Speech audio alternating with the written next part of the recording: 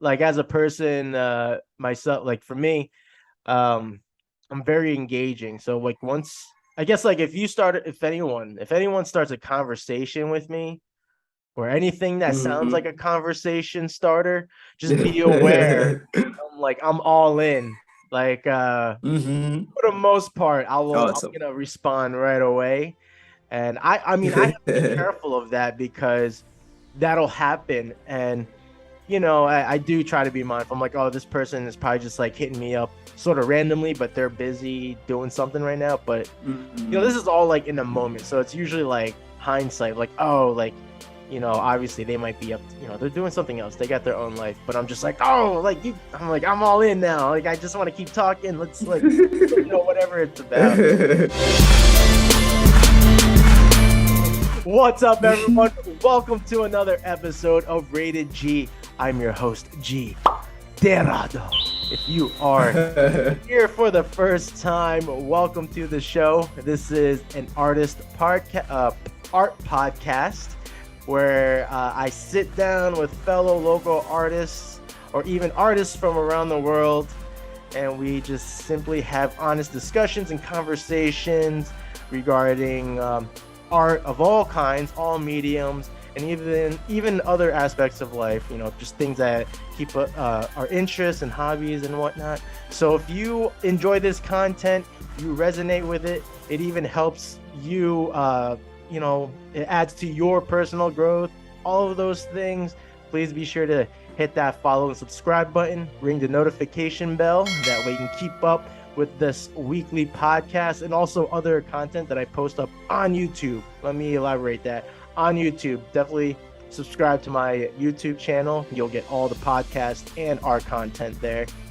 And be sure to check out the show descriptions, especially when I'm featuring a guest on the podcast. That way you can see the links that will lead you to their active platforms. And those tuning back in, welcome back to the show, and thank you for your continued support. And I hope you've done all the things I just listed up across the board there. And let's get it. So my guest today is no stranger to the podcast. Um, he himself is an artist, a very young, bright artist, very humble, insightful, and I'm just very appreciative and grateful to met this individual and have been able to keep this friendship and this bond going. Um, so please welcome back, Gerson Lemos. Yo, finally season 3 is here. By the way, he is here joining us rather from Luanda, Angola. All right, for the Mhm. first time listeners and viewers, my friend here Mhm. is in Angola, Luanda, Angola. Forgive me. Exactly. Yeah, No, welcome it's back, man. okay. Yo, it's an honor to come back here to sit down and to talk to this guy because this is prime time talking. So yeah, this is awesome. This is gonna be awesome. I can feel it. You're very generous. Appreciate that. But yeah, man, Nah. what's new? What is new with Jerison? I mean, we talk, right? We do go back and forth, but now that we're face to face and we can Mhm. actually, it'll be easier to get deeper into like what, I guess just yeah, like how our daily life has been. You just got a new job, right? And Mhm. Mhm. you're not in school right now, right? Classes aren't in session. Are Thing you i- still in thing school? is, thing is, I kind of dropped the school per Okay. se, so I'm just What a rebel. yeah, I'm still dropping this thing. Oh, okay.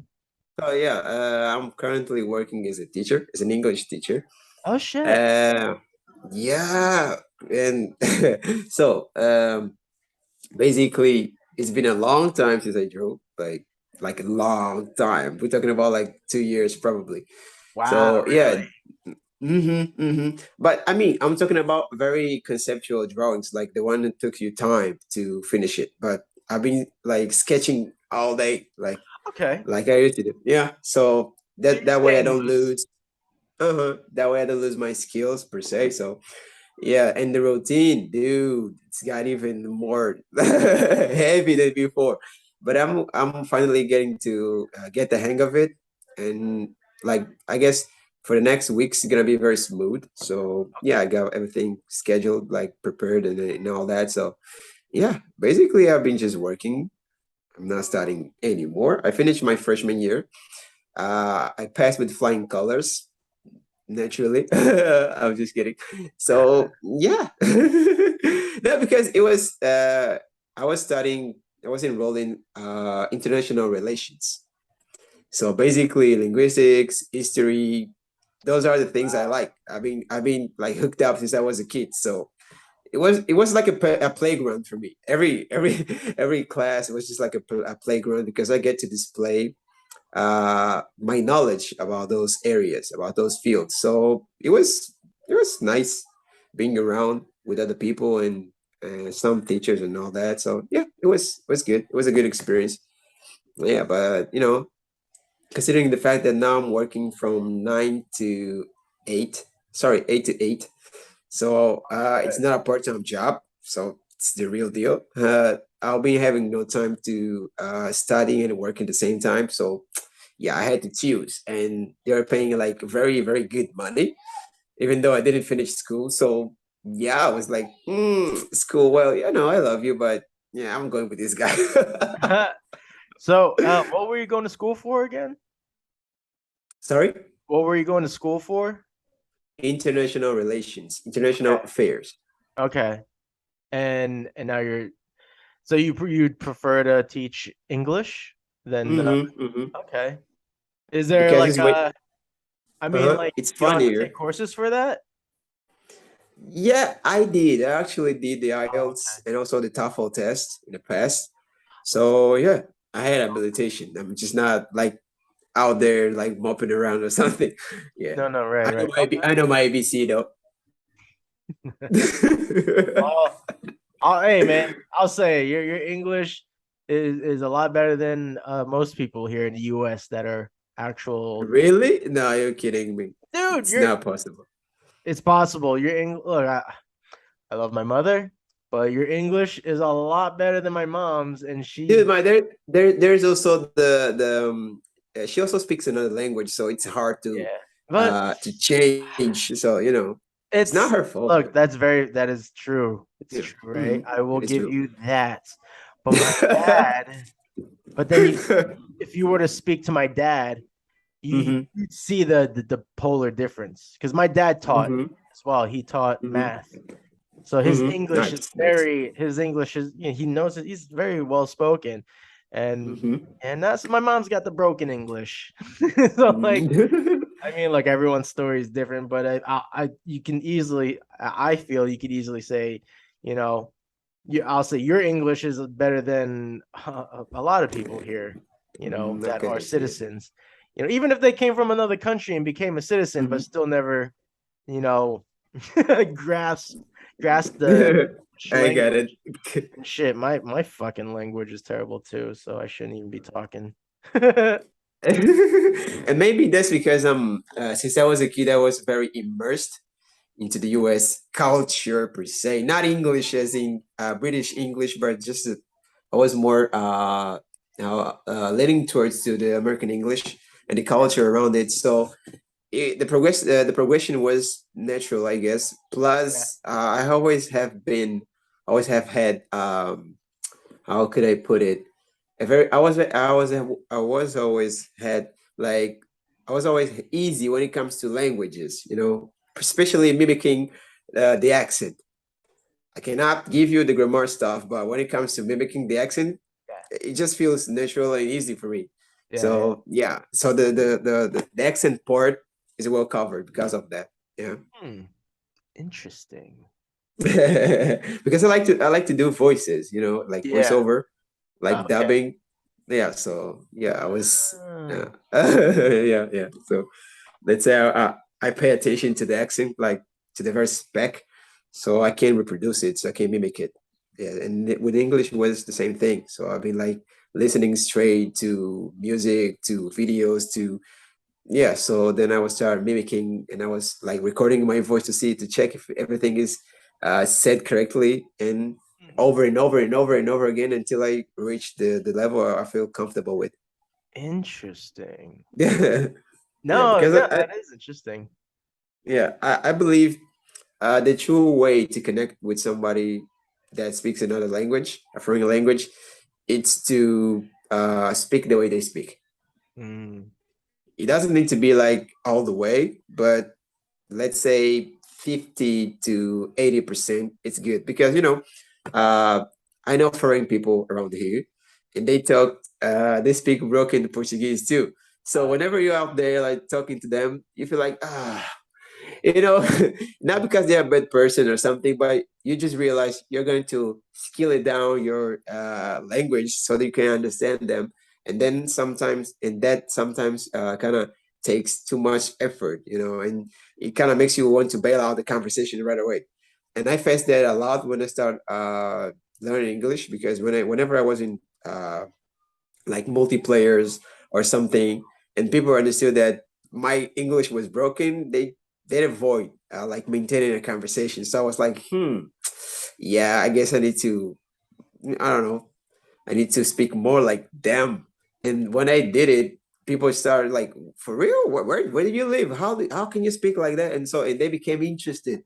So yeah, and that kind of gave me like the confidence to actually start speaking.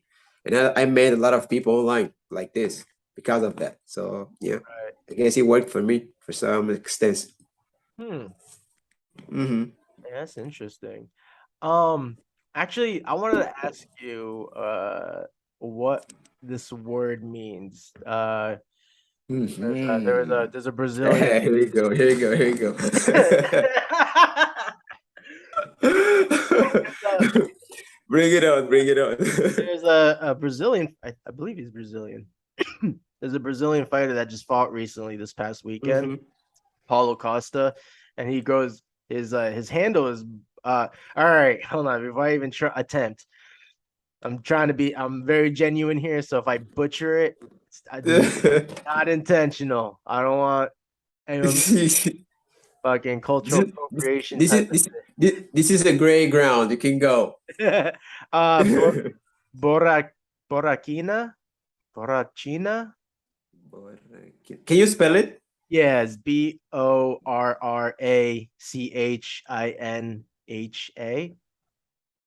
Mm, Is that a dude, Portuguese word?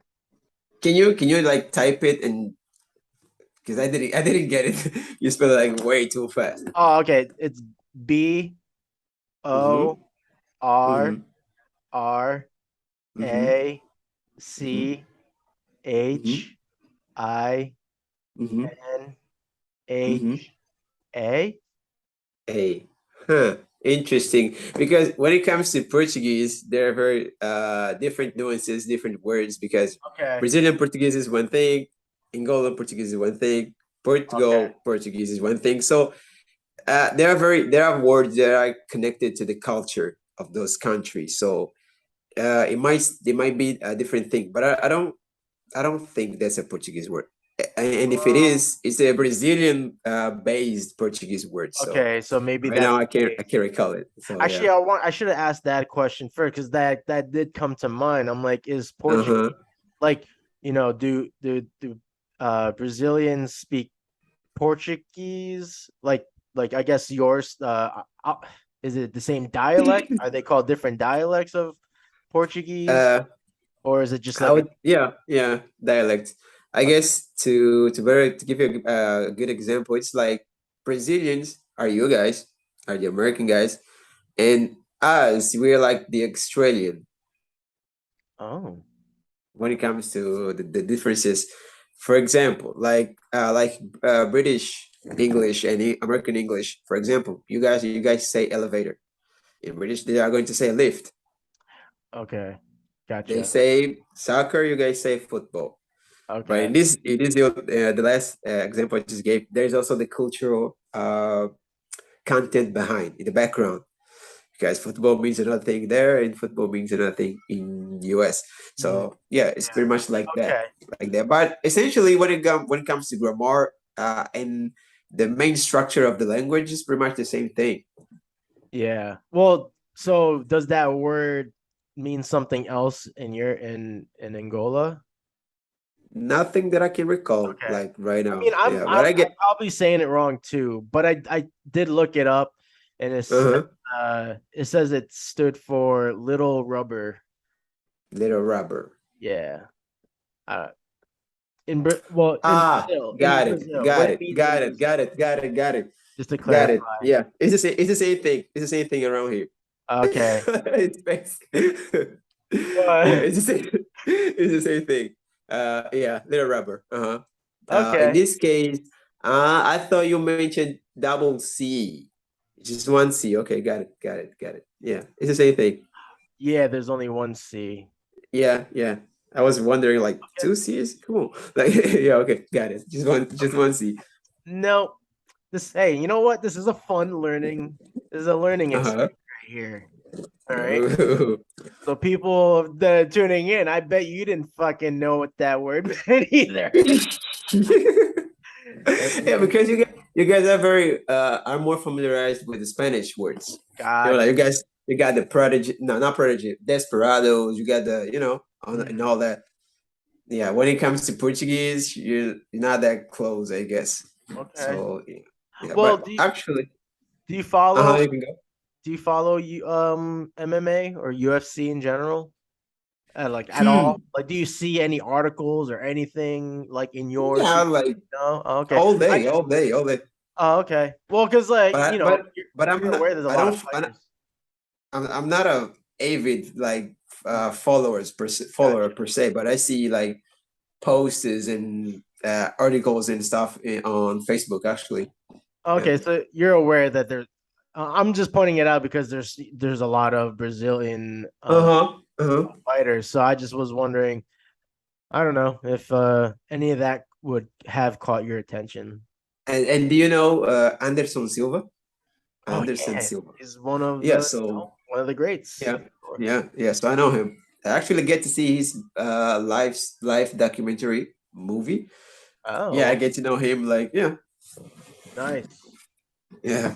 And I think he's still fighting too. And he's a For old real? yeah. He's I boxing didn't now. know that. I had no idea. Yeah, I believe he's just doing boxing now.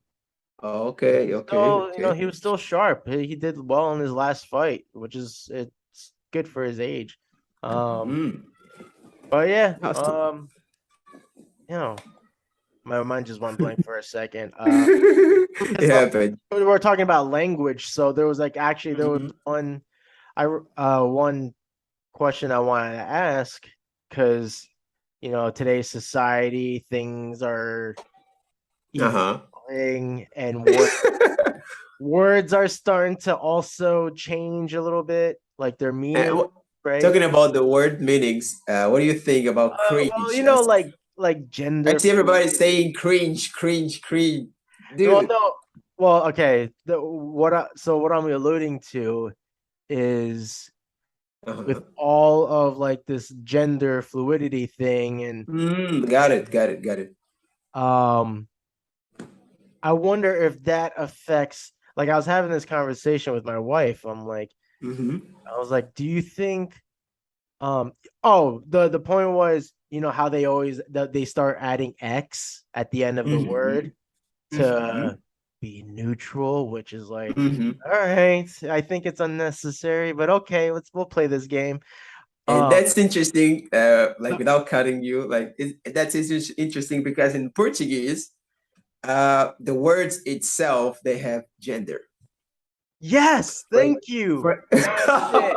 I was trying to say that to my wife. I'm like, okay. there are certain because when learning Spanish and me, Mm-hmm. learning having Spanish classes and French classes because I took French. Like there Mm-hmm. were words that were sort of gender based, right? Mm-hmm. Mm-hmm. Like the formal word Mm-hmm. was always male, I believe, in Mm-hmm. French at Mm-hmm. least, and I think Spanish too, right? Like the Yeah, formal Portuguese word is is like that too. usually it's usually Mhm. masculine, And then there was like a female version of that Mm-hmm. word, the spelling, like, Mm-hmm. in French, you always add an E at the end of the word, or if there's, so um yeah, so yeah, they had gender, like the words. Mm-hmm. So now that the like so has that complicated like thing things in over there, like in terms of the language, like you have to also be sort of like careful about the Mm-hmm. gender. Mm-hmm. Mhm. Wow. Actually, in Angola, not that much because when it Okay. comes to the LGBT, like in general, we guys are very, I guess you can say, conservative. Mhm. Conservative. So yeah, we're still, how can I put it, finding ways to accept LGBT in our culture, in our society. There is actually singers and stuff, but it's not widely spread. So people still look at it like So Yeah. and when it comes to words, I guess we're not yet there. Yeah, Okay. we don't have those yet. But in Brazil, I have Brazilian friends to whom I talk like daily, like we do, and he says that too. Yeah, they're also changing their pronouns, subject pronouns, because like I Yeah. said, in Portuguese words normally they have gender. So for example, if a word ends with an O, it's a male-based word. Mm-hmm. Ends with an A is a female-based word. So yeah, uh, so they're changing the pronouns too, which is interesting because in English you have a neutral pronoun, which is it, and also they, I guess. So it represents the Yeah. third person. And I don't Yeah. know Well, why would you add another one? You guys already have one, which is it. yeah, and Even it's though even though it stands for not animated, not alive yeah, things, and but inanimate. Yeah. Well, but yeah, that's the it's a argument neutral though. one. That's Mm. the funny thing that, you know, um I'm laughing because I'm like, this is as deep as I've gotten with someone talking about like this Mhm. subject, because it's very tricky and I'm very curious about how it is in other countries. Yeah, Uh it's like walking on eggshells. it is, but I think this is a very good thing to talk about. Like I'm Uh-huh. definitely gonna learn something here. Um, but because like I have my conservative views on certain things too. Mhm. But I try to be as well open-minded. So I always feel like I'm very in the gray with a lot of things. Mhm. But that's the joke about, when they say like they, them, because those are, we learn that that's a plural noun. So, there's always like the joke of like, it's like, yeah, they're coming, and and the person hearing that's like, oh yeah, okay, like probably like a few people are coming. Sure, I will Mhm. mentally prepare for that. And Mhm. then you see the Mhm. one Because you don't person. know specifically what Yeah, and gender. it's like, oh wait, where's the rest of Mhm. them? It's like, oh no, this is Yeah. them. Wait, what? This is who? Oh, this is them. Wait, what? This is what? It's just the one here. Anyway, I'm just poking fun. Interesting. But like, That's interesting. all of this being said, right? Because it's a very tricky and controversial topic, right? But like another thought I also have been having is like, like, look, Ray, we all say you can identify as whatever, man, live and let Mhm. live. Whatever you want identify as, that's cool, man. You do Mhm. you, right? But Mhm. it's like, That's the point. Mhm. right, that's very important, but let's be honest. There's Yeah. a limit. Mhm. I Because totally agree. there's And like whenever like somebody says that, and people are like, "What did you just say?" But yeah. it doesn't need to be like that because so let me get this straight. So you want us, or you want me, for example, to create a totally different way to articulate the words just because per se makes you feel comfortable. And I mean, it's okay, but it's gonna make me work like when we could just use random. I mean, the words we have to identify you. Mm, So That's why lately I just use the names. So I just use the Yeah, names. I don't use the subjects anymore because of that. Yeah, yeah, because I have always to be careful. Oh, I shouldn't say that. Oh, wait. Which one? It's complicated, you know. So I just use the names. yeah. Unless you know, obviously, right? Like unless you know. But Uh-huh, uh-huh, uh-huh. I guess Yeah, I providing you know the person. I Yeah. like talking about it because I feel like people, that deal with this, they Mm-hmm. deal with it on a daily and like people's reactions on it. I guess I want to be clear about like if you're gonna identify as what that whatever it being, like just sort of just be mindful of the natural reaction. Mm-hmm. It's not, Exactly. Exactly. Very good. it might be normal to you, but like it's not normal to everyone. And to assume that everyone has adapted Mm-hmm. to these new Mm-hmm. sort of Rules of slangs and engagement. words and terms and rules of engagement. Yeah, like just because like I look, that's why I say sometimes like I'm conservative on some things, but until like I have Mm-hmm. an understanding of it, I'm like, okay, Okay. fair Yeah. enough, Yeah. right? Yeah. Like, but the whole like, because I'll see like random clips, like like people on TikTok, like identifying as weird things. Like there was one, it was like I identify as baby tooth or some shit, and I'm just What? like, yeah, and I was like, what the fuck is a baby tooth? Like what? And it was like baby tooth something. It was like a tooth related I pronoun, and I'm like, what the fuck? Like it was What? so weird. So I'm like, Yo. look, right? That's when it's like, yeah, don't expect people to be like, oh, okay, baby tooth, yeah, Yeah, that's yeah, perfectly fine. It's perfectly yeah. normal. Where do you want to Mm. eat? Where do you want to eat? How do you move on from that topic? Be like, oh, you identify as baby tooth. Okay, cool. Yeah, you want to go to KFC after you fucking explain to me why or how it is you identify as baby tooth? Yeah. I hope anyone tuning in doesn't identify as baby tooth. Dude, It's they're ridiculous. gonna come at you. They're gonna come They're after me. Yeah, I'll take gonna some come at you smoke. with pitches and I'll take forks. They're some gonna. smoke.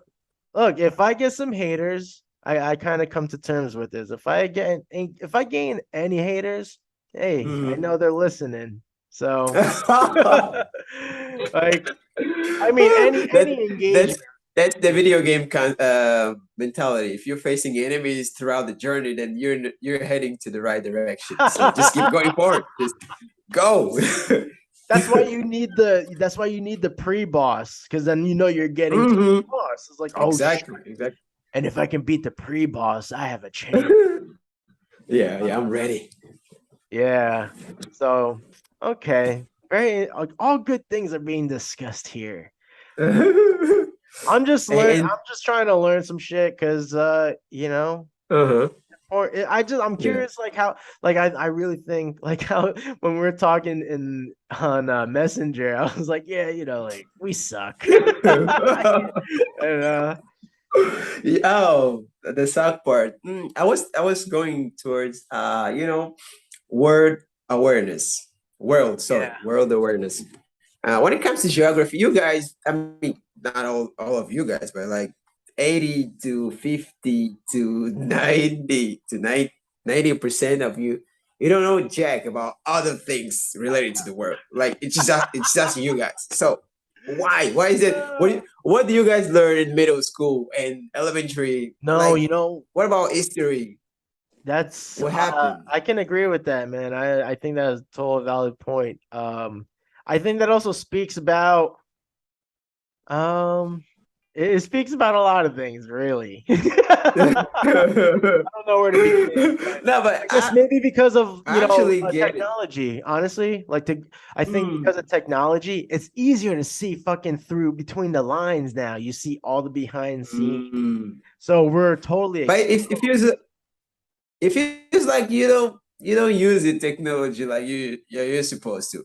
For I'm aware that that is what we call in international relations soft power. So Mm. it's when you it's when you shape the world around you as your image, as your image. So Mm. it's easier for us, the outsiders, to the outsiders to get more about you than you are to get to know about us. But like you say, you have internet now, so use it. I mean, go to Google Earth or something, or just freaking use it. It's easy. Like for example, let's say I was talking to a guy during a multiplayer session, and he asked me if I have water, like if I drink water around, if we drink water around here. I was like, dude, like I was speechless. I didn't know what to say. I just like it wasn't racist. I said he actually wanted to know, but I was like, dude, come on, you have internet. Just go freaking Google search it, and you'll have the answer. And people actually till this day start thinking things like Africa in general, just a country. Like another day, someone asked me, "Oh, I know a guy from Kenya. Do you know him?" I was like, "Dude, Kenya is like I don't know how many miles from here. So, dude, it's a different country." Well, speaking of geography, I always point out there. I am terrible with geography. Actually, sometimes I do look back and I'm like, I wish I kind of stayed with my studies, because I definitely started slacking off at a certain grade level, and it's definitely showing. Nah, Yeah, but it is what it is. but it's There is I guess today you can go. I was gonna say there is the internet, so we learn something new every day. Okay. Yeah, that's true too. That's totally true. Well, as long as you're willing to learn always, then it's okay. As long as you don't Yeah. shell yourself and I know everything, I don't need to know that and all that, then well, maybe there's a problem there with you. But if you are always willing to learn Yeah. and to then that's awesome. Just learn. Yeah. It doesn't matter which platform you use, just just go for it. That's right. If you're watching, if you're tuning in, learn something new every day. Every day. Yeah. For example, there's a channel because I'm not a very good when it comes to geography too. I wish I could be like more aware of that. But there's a channel since 2000 and I guess 2015. I guess I started tuning into a channel on YouTube called Geography Now. Geography Now. That guy, he just taught me a lot of things I didn't know about the world. So go and subscribe to their channel. Watch one or two videos. Give it a chance. It's very good. Very good. I recommend it. Nice. Yeah, because I think we should be aware at least to the country that surround us. For example, Mexico for you guys. And you don't know jack about Mexico too, dude. Like, Yo, we don't come know jack on. about our own So country, bro. And when I say we, yeah. I'm really just talking about myself. But there's a Nah, I get it. I get it. It's still okay.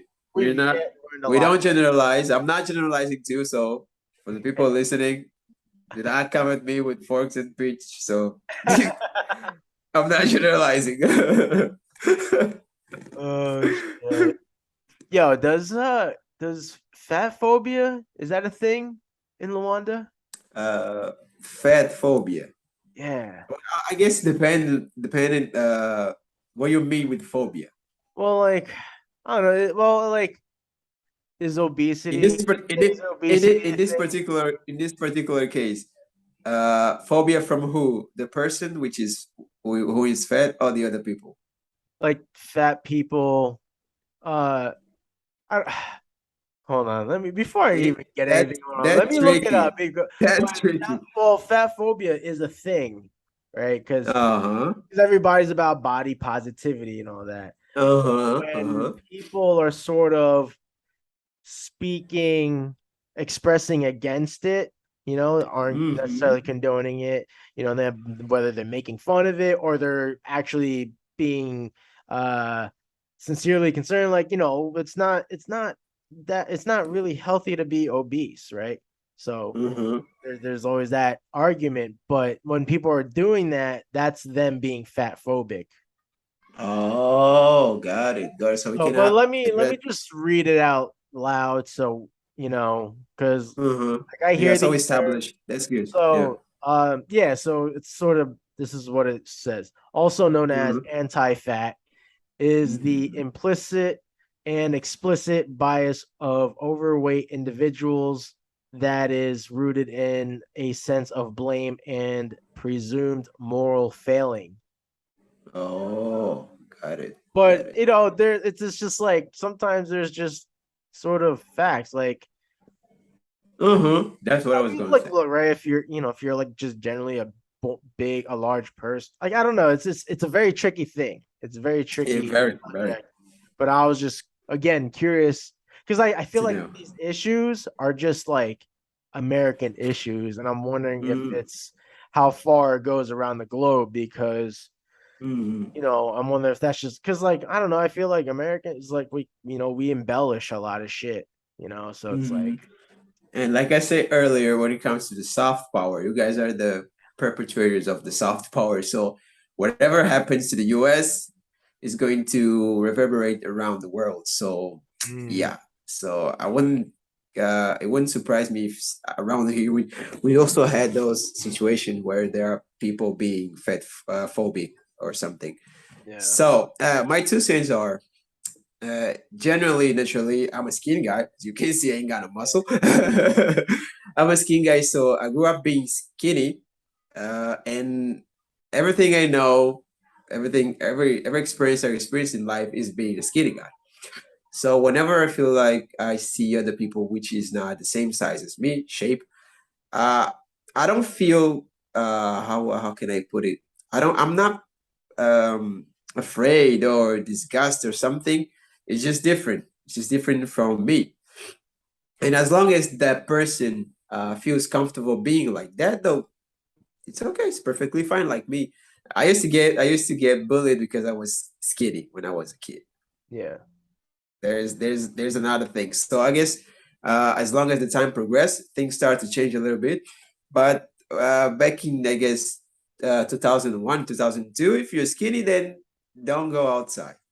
Mm. It was simple as that. So yeah, I grew up being bullied because I was skinny, and I guess it's happening now. So the tide kind of changed. Now it's happening to the fat people, the people that are obese per se. Not offending, just saying. So yeah, I guess I'm not fat phobic. Yeah, and So, people well, should be. well, let me put it this way. Uh, Like, is it sort of frowned upon when, uh-huh, you know, someone is fully, you know, they're obese uh-huh, for you know negligence of just like you know uh-huh. not you know not and awareingly you know not taking care of themselves, let's say, Mm-hmm, you mm-hmm. know no, whether because of like financial reason or whatever, right? Because I feel like there's always a way to implement you know, a healthy routine. um There's also a but lot of.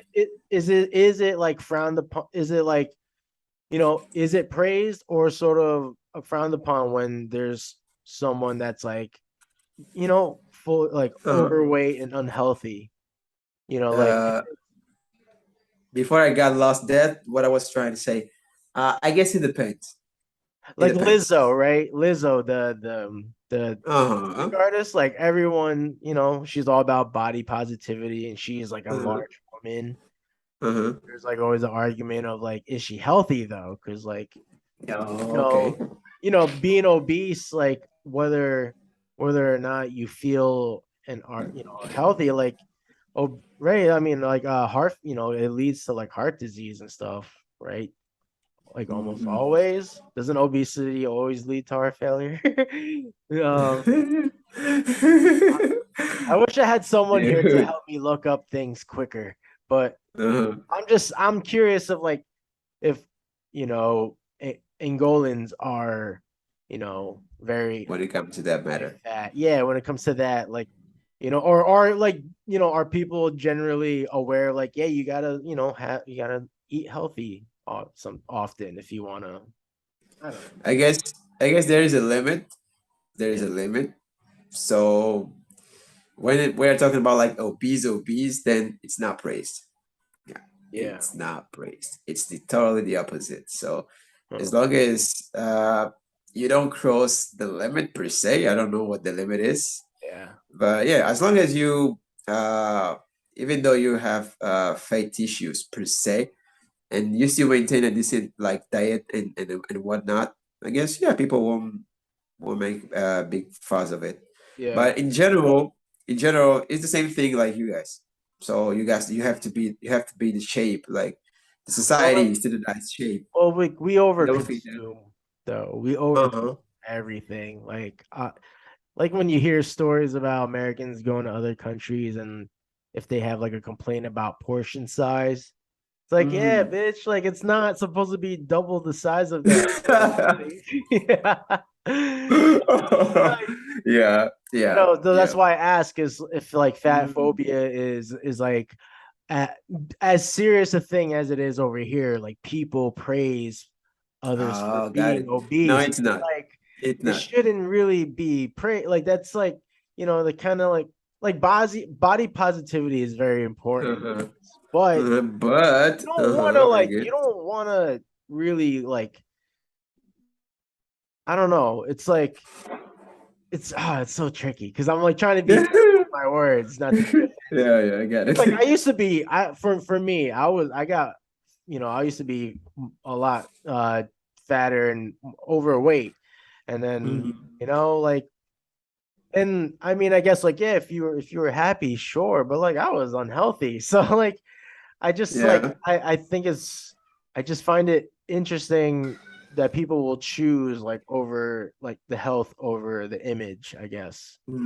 Like yeah, sure, Got it. you can be large and still feel great, right? But I mean, I just don't know if like do you want to like promote that? I just think yeah, sure, promote body positivity, but if someone is But clearly unhealthy and overweight, like if it's those two combined, like mm, you know, like because like people complain about not being able to get on rides or anything because of their weight, and it's like, I mean, like, yeah, like to each their own, but come on, like, what do you expect? Like, I posted this thing on my Facebook, my personal Facebook page, because I thought, well, me just, I find humor in everything, so I thought it was funny, and then I read the article, and I was just like, all right, this is kind of like, I don't know.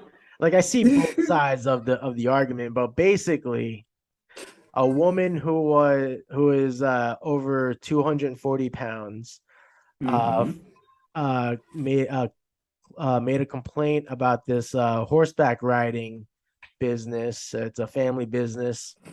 mhm, Um she couldn't ride the horses there because they couldn't handle her weight. And I mhm, guess and this is like all this stuff like she posted on like TikTok and stuff. So like made like this complaint. And then the owner's son, uh, as the youngins say, clap back on TikTok and called her like I think like called her a fat bitch or something like that, Eesh. which Eesh. does not look yeah, right? It does not look good for the business. So like Mm-hmm. I understand Definitely. I see the disrespect immediately there, right? Like, yeah, bro, you should not have, especially for the sake of your family's business, because that's Mm-hmm. definitely gonna affect the business. I'm like, you should Yeah. have chosen your work, like you.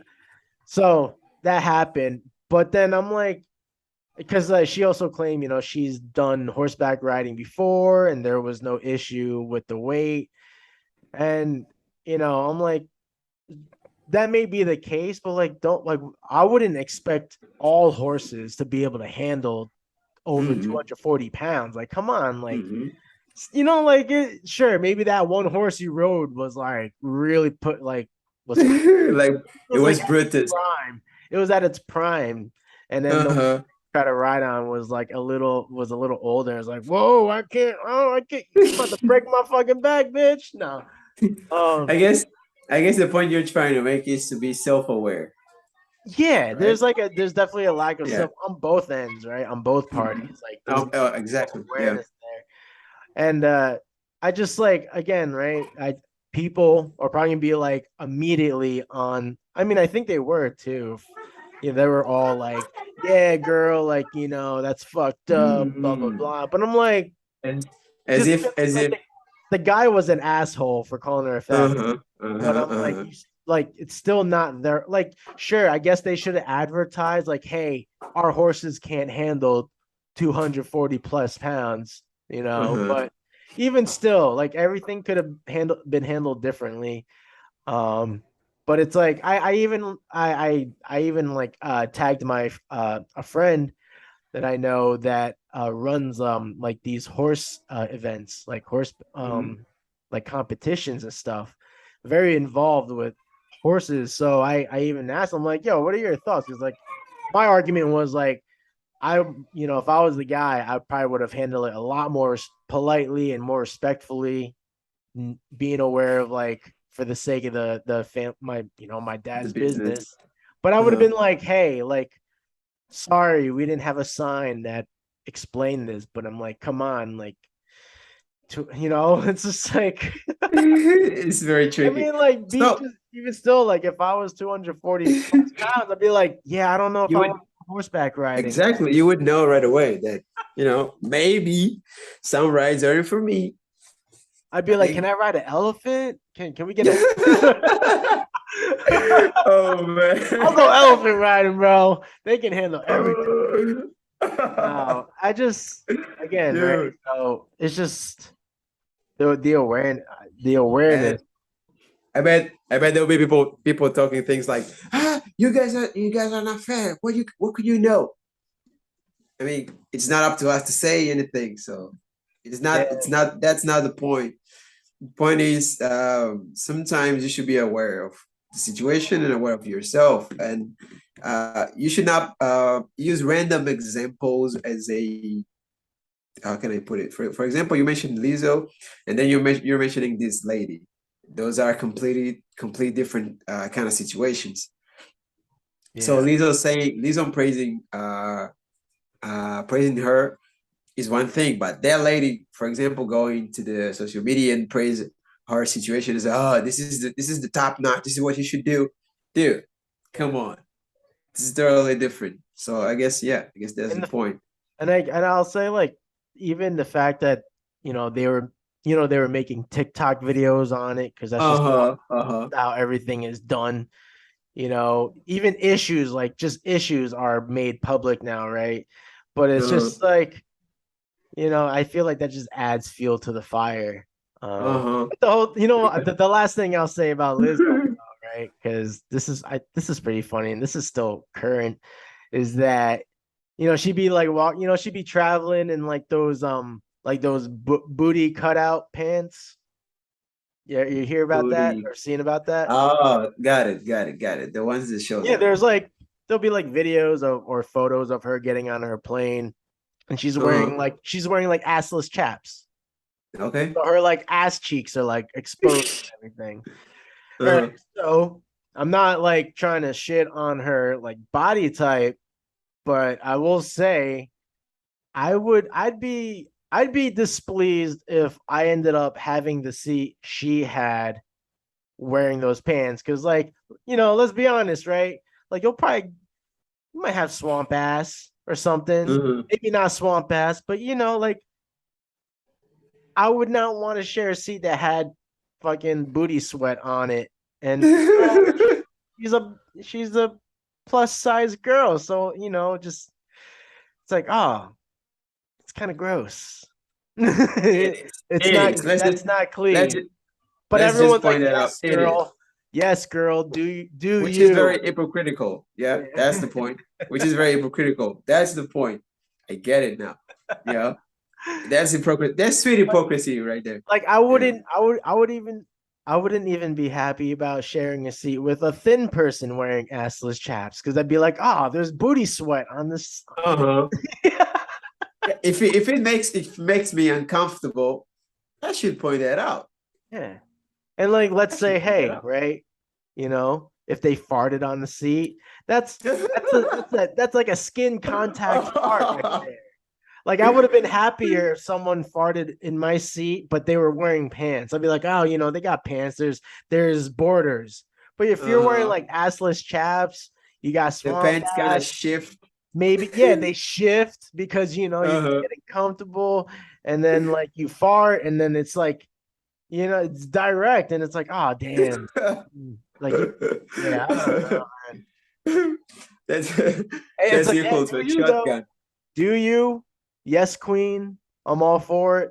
Wear what you want to wear. Right. I'm just like the people that are like, yeah, do you? Like, Uh-huh. would you be happy if you had her seat after she was? Exactly. That's a honest question though. It is. Yeah, it is. Yeah, because normally when we're not picturing ourselves within the situation itself, if we're like, yeah, it's cool, but let's say it happened to you, what would you do? What would Yeah, you say? exactly. Because that's the Uh-huh. thing. It's like it's like people. I feel. I don't know. Maybe because like I overthink scenarios and stuff, but Uh-huh. you know, it's like, yeah, like You I support. It's like I support the thing, in the intention and the sentiment, but uh-huh. it's like, you know, you put yourself in a position of like of a hypothetical, like a scenario. It's like, yeah, that would suck still. For real, for real, for real. Despite the good intentions though. Yeah, yeah. Yeah, it would. It Ah, would. yeah. I don't know. So like I've been banking on some recordings, and Uh-huh. so these like, you know, the one that's out right now, I mean, by the time this comes out, it'll be in the past, The other but one will be the out there. current Good. one is like, you know, I've been having some hot takes, and the next one following is gonna be another one. It's just me on some hot takes. uh Or what? um Spoiler alert. No, I'm kidding. It's so I just because I did a market this past weekend, and I had had funny feelings about it, gearing up for it. And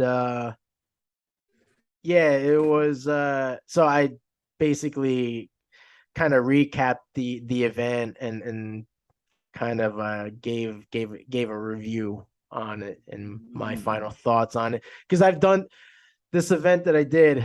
It's called Artisan Market, Mhm. and last summer, at the end of July, I I was a vendor at one of their outdoor events, and it was my first Uh-huh. time doing a market in Richmond. And I often kind of go off of first time impressions, but it wasn't an ideal experience. Um, and so I was it left me I didn't feel like I didn't make any, like barely any money. I didn't make the money back. I sold one print, so I was like, this is, you know, I had like a had a lot of yeah, I just wasn't feeling good about it. So I get, a year later, right? This is a little over a year now, and then I was like, all right, I'm gonna try it again, because I kept tabs with them. Like I would also kind of venture out and visit. Like if I wasn't doing a market, I would visit the ones I wanted to do and just kind of grab some intel. Uh-huh. And I get their like information. and network with the vendors there, see, like, if they generally do well Uh-huh. every time they're there. Because that's the thing I should actually explain, is that uh the community here very supportive of, Mhm. like, on the art scene, especially handcrafted, handmade Mhm. things, Very good. which is great. But Very. there's a lot of pop-up markets right now, and what I mean Mm. by that is, like every weekend on like a Saturday, there'll be maybe three or four pop-up markets happening in different locations around generally the same time of the day. So it's very Mm. competitive in that matter. Mm. And again, they do these regularly, like every week. There's always like some sort of theme or something going on. And it's great, but it's definitely saturated the scene, at least in my opinion, just Mm. speaking out of experience. Because before moving here, I was doing markets regularly, like seasonally. So I wasn't Mm. doing things like every weekend. I was doing things I would at least have like a couple events every couple of months. And how often the event takes places Like currently or in the past? currently? Oh, I mean, there's so many. There's so many. Yeah. Give me a base. How There's a many? lot of there's a lot of different like there's a lot of different groups, like different organizations that do pop-up markets. So Mm. you have I've talked about them a bunch of times now. There's one called Pop-up RVA. Hmm. That's a every weekend event. Oh, so Then there's Richmond Makers Market, which is a regular event also. And then that's the there's one you did. That's no, I when you didn't. did the I'm vlog, I'm the actually video trying to log. I'm trying to do their markets because they kind of they Uh-huh. have like a they every time I visit they have a pretty good traffic flow of people. Hmm. So that's the thing too. It's like what drives the the community and the attendees. Um, so there's that group. I got on the mailing list with them, so now it's tough to get your foot in the door with some of these groups. So there's them, and then you got Artisan Market. Then there's another one, Richmond Moon Market. Then there's Safe Space Market, Dude, which it's a I lot. there's a lot. There's a lot. Um, some of them have like I don't want to say agendas, but there's a couple that are kind of like very LGBTQ focused, Okay. LGBTQ focused based, or just some with like kind of that have like a political agenda thing Hmm. behind it. So I've been vocal about that too on the episode coming up. Like I talked about that. Actually, no, I Uh-huh. talked about it on this one. You're giving I up saw on the spoilers, wrist. man. Yeah, man, I've been very vocal. But anyway, I don't want to lose track. So I've been keeping my tabs with the market that I did over the Nice. year, and just I've noticed these things, and I to kind of bring peace as to like why even this time around, I still fell short. I made more sales. Like the overall experience was better than last year, but I still fell Uh-huh. short. And I believe it's just because of what I've said before. And also I don't think it was marketed as well. So there's a lot Uh, of factors that play into this, and it's not easy. It's no easy feat to pull together these events at uh-huh. business distributions, because there's a lot of breweries here. So a lot of these events are held at local breweries. So it's all about Okay. supporting local businesses, which is great. But again, like I've been talking about how saturated it is because there's so much going on, and it can like, and it's tough to say because like people, this is how people make their income is doing these events. Okay. But on the flip side, it fucking hurts a lot of people because it's their income and they don't do as well because of Okay. what I said before. So I've been really vocal about it lately, and doing this event again kind of like solidified what I have been feeling, you know, over this past year. So Got yeah. it.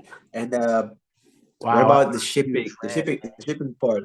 It's Sorry, okay. It's man. I okay. was like, damn, I went No, on a dude, huge rant on dude, it. just go for it. Go for it. What about the shipping part? I see you were doing a giveaway, like free Oh, art the giveaway. free art stuff. So Uh-huh. that was an idea that was suggested from my wife's cousin, because she knows a local artist in her area that Uh-huh. he has a pretty good following. So I see it Okay. doing very well, and like the hype behind it.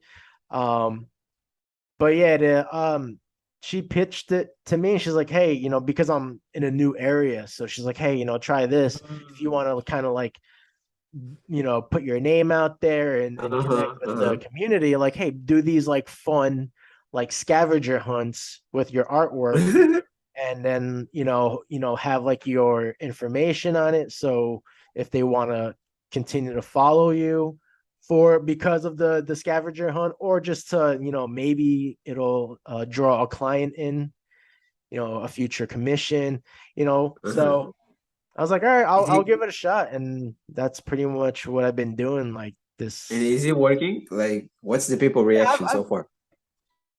it's it's hit or miss sometimes. Mm. I mean, honestly, like I think the biggest worry is like, I hope someone takes it. Like I hope it doesn't waste away, Oh, right? okay. So as long because I mean it's free art, so I feel like if there's free art, why wouldn't he take? So that's like the major worry. I don't necessarily care if the person follows me or not. Uh-huh. I just, as long as it doesn't sit in the, wherever I leave it, because I do leave it like out. I leave it out. I'll like tape it against. I did the zombie Doctor Strange from the Oh, okay. multiverse of Matt. I did a sketch of him, and I taped it on the a mailbox by the our art museum here in the area, and and I made sure I chose an angle where there foot traffic. If someone's like walking their dog or something, they'll see. So you know, situations like that when it's like outside, I'm like, I hope someone picks it up. I hope it doesn't like sit in the rain and it like falls off and then people just like step on it and just like And it kind of defeats the purpose of the whole thing. Got it, got it, got it. yeah. But I guess I would worry less about that if I don't put too much into it, because I do sometimes go in pretty like it. All Like right. sometimes I'll stop and I'll be like, yeah, I could probably sell this for like a decent price. So, but I think Especially when it's a good piece, huh? but for the most part, like over the holiday seasons, I feel like it was really successful, and it's like people would have I have gained followers, and people would tag me when they would pick it up. So over the holidays, it was where I was aware of people grabbing it, and then I did one at the recent market, and someone Uh-huh.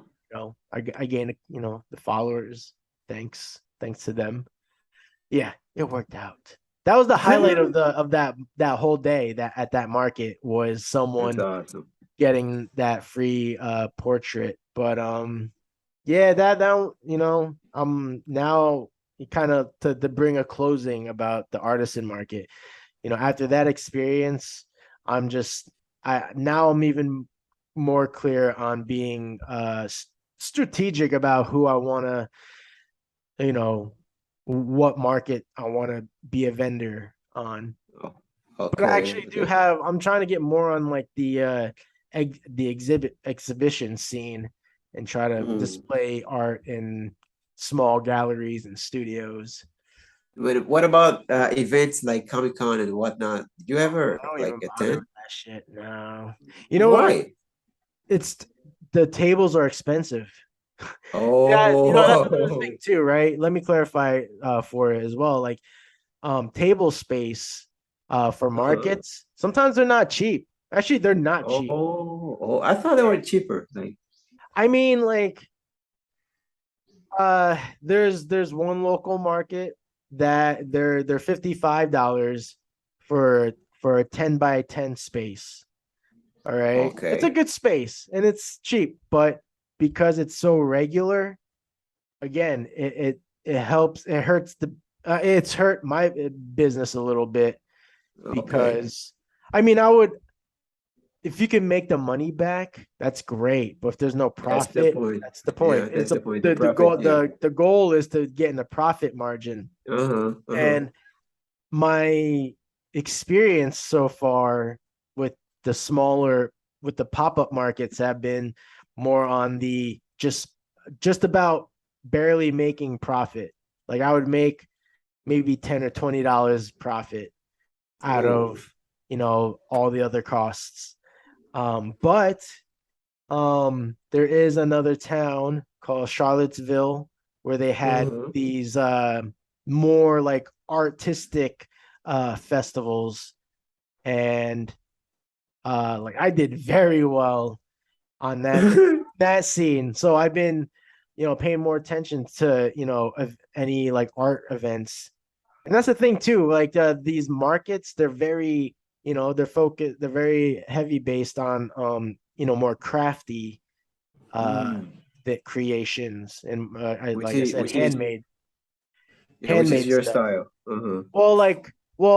I'm saying it's like I'm usually amongst a couple other black sheep of vendors when it comes to these markets, because a lot of the vendors make like bags, jewelry, so Oh, I see. like stuff like that, whereas Mhm. visual artists are sort of like it's like a it's like a small number usually. Like at this market, this artisan market, which is I didn't really think that artisan was more of like a handmade craft thing. I thought artisan like a visual artist, like a painter or photography or something, right? Mhm. But no, it's more on the crafty side. Um, so there are only three, including myself, like visual artists amongst these other, Um, hand makers. handmade artist. Yeah, so it's like fuck.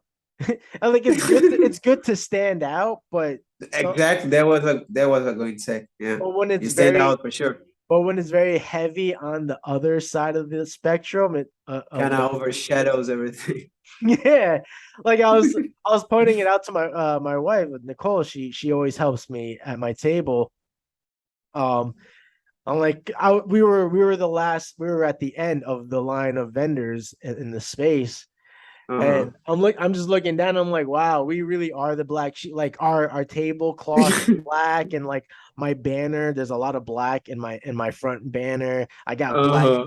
I have these black grids that hold my pieces, and like you look down the line, everyone's like got pink or like pastel bright colors for the table setting, and I'm like, Like very wow, warm colors that yeah, draws attention to, yeah, I got yeah, the it. presentation is it's very different, and I'm like, oh, yeah. Again, right? It can make or break you. Um, but so I'm trying to be more strategic about these events that I apply for. Uh, Yeah. especially if you're Unfortunately, gonna it took invest. me a year to realize that, but Okay. here we Yeah. are. Especially if you're gonna invest time and money. So yeah, Yeah, at some good point, stuff. Like yeah, at some point. I made a friend here that's an artist, Uh-huh. and she's sort of just getting out there on the market scene, and I would visit and see how, check out her setting, her setup, Uh-huh. um, and just see how well the traffic is that day. Um, and she's like, yeah, like I'm asking her these questions, these like business questions, because like it's important if you're spending money on these things. Kind of want to be a little more like I don't know, not assertive, but like just you want to make sure you try to at least have like interactions with people, try to draw some people in if you can. Uh-huh. Like it's like funny, there's like these little tactics I try to keep an eye out for, that really do work, that works sometimes. Because like because like I've always had this rule, like as a vendor, I would never leave my table. I'd never leave my Okay. table unless I had to go to the bathroom, or if I went on like if I was by myself, and I used to do events by myself, I never left my table unless I had to go to the bathroom. I would ask like my neighbor to watch over my table. But like anytime if I needed to get food or anything, I would pack my own food. I would always make sure like I had no reason to leave other than to go to the bathroom. Uh but even with my wife's help, like, I I tend to stay there all the time unless I'm trying to gather footage for content. But Mm. yeah, I was like asking her, I was asking my friend Quet, I'm like, yeah, like, especially towards the end, I'm like, yeah, did you break even yet? Or, like how are sales? And she'd be like, oh, sold a couple things, just trying to get out there though, like I'm not, she's like, as long, I'm just getting out there. I'm like, I understand that, but like, you want to make sure you get that money back while you're just putting yourself. Exactly. Exactly. So you're gonna do everything in your power to get that money. So yeah. Yeah, for sure. Like it's really funny. Like I used to think breaking even was good. Actually, I used to just think like, hey, yeah, I made some sales. That's a win. I'm like, no. Now that I've turned it into a business, I'm like, no, that's you didn't even break That's not, even. You didn't make your money back, man. Like that's not it's not good. a way. Yeah. Uh-huh. It's not good for the business.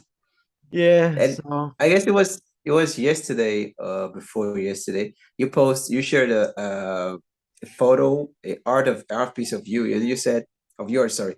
And you said some company or gallery or something. Is a art of a highway with cars and whatnot and a city and skyline. oh yes, yeah. So there's I didn't quite get it. What was it? okay, so that's a art exhibit that's coming up. Uh-huh. Um yeah, so there's technically two events going on that day. Um it's called the Fourth Friday art exhibit, Uh-huh. and there are some solo art exhibits that are opening. Also and then also like yeah, I'm trying to think because I'm trying to like differentiate which exhibit I'm a part of because Okay. there's like there's solo artist exhibits too. Um, Okay. Now the thing that you're describing, so on this day, because there's an exhibit for all media arts, but then there's also this James River um exhibit where it's Oh. the local artists they do a piece based on the James River here in the city, and I think it's going right. I think they're doing like a silent auction. So there's like these things that are happening for those pieces. I didn't have artwork for that. I submitted for a different thing, but I'm actually Mhm. gonna still check that out because I'm curious. And I thought about doing the James River painting, but I'm like I felt like as an outsider, like I'm like I don't know, like I don't know the history of James River and stuff. Like I still feel like I'm just the guy from Jersey, so Uh-huh. I Let's didn't. not pretend that. Yeah, I didn't want to be a poser. Okay. So I Okay. Okay. submitted one of my Tech Utopia pieces for the All Media Arts show, and that like they allowed us to submit up to three pieces. So I submitted three pieces. The Tech Utopia piece was one of them that got chosen, but the other two that I submitted was one was a landscape painting that I did, and then Mhm. a Bruce Lee portrait. So Oh, that's awesome. yeah, so I was like, I'll let them choose which style that they feel comfortable putting Wait. in their display. And I thought it was interesting that because there was a juror. I'm saying it weird, but there was an artist that they had that was going through all of the art submissions. So this was like something that was, I guess, strategically like selected.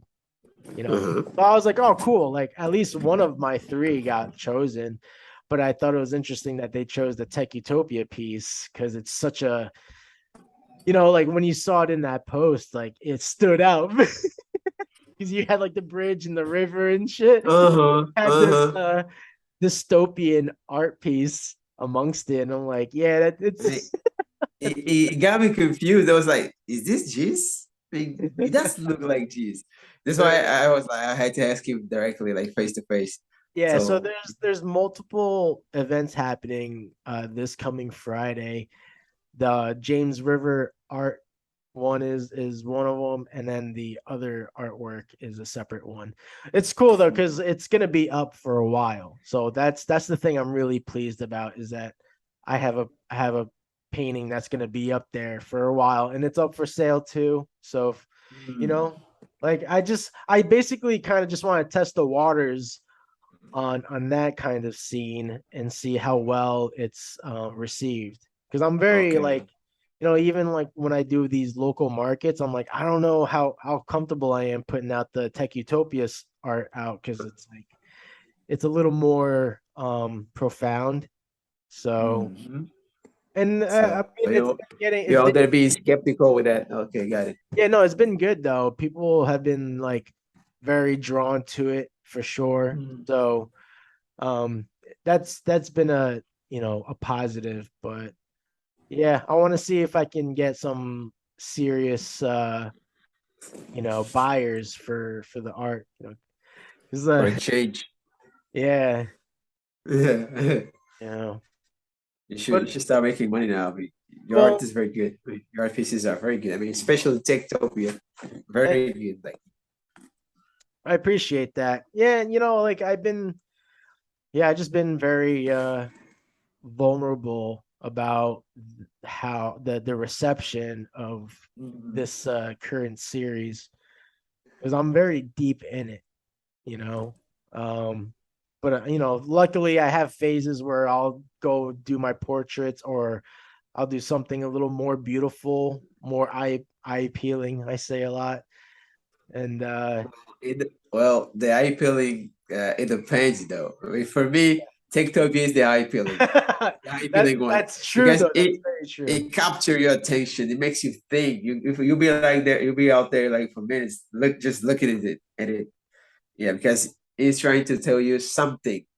You have Yeah, to figure that out by yourself by just looking to the picture itself, which is great. I mean, that's what the art should be about.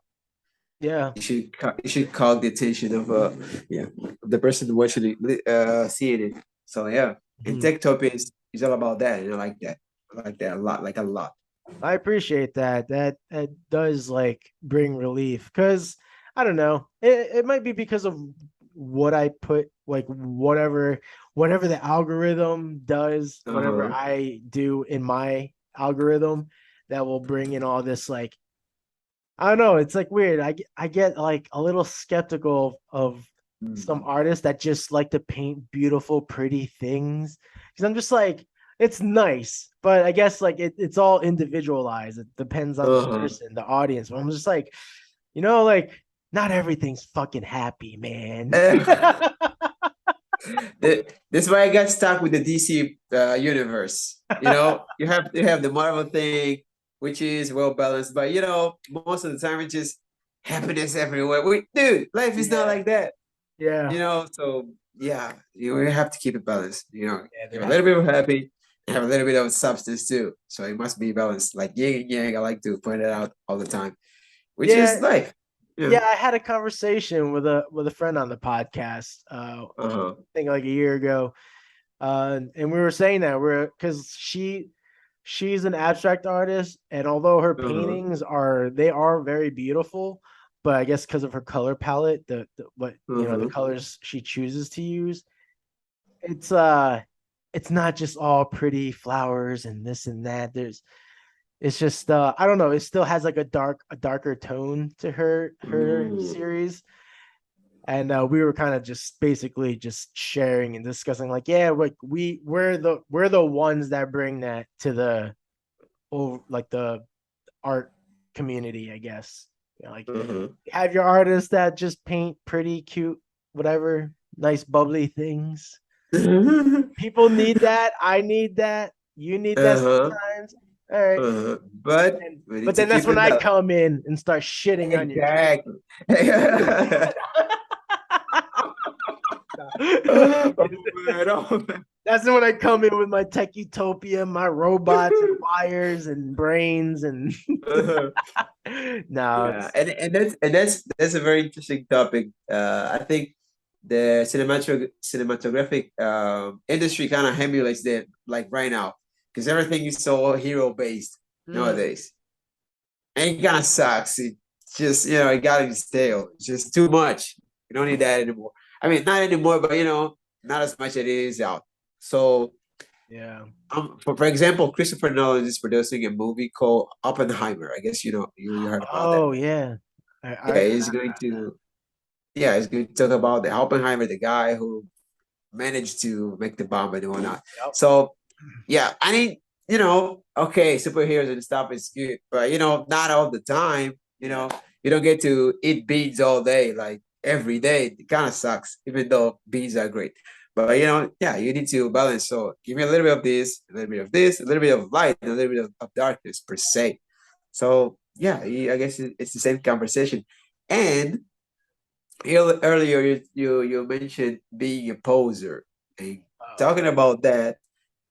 Uh, what are your thoughts when it comes to gatekeeping? What do you think about gatekeeping? gatekeeping. All right, hold on. Gatekeeping Yeah, yeah. Let me look it up because sometimes I think I know what gatekeeping means, and is then I because I do. That's why I always clarify on the podcast.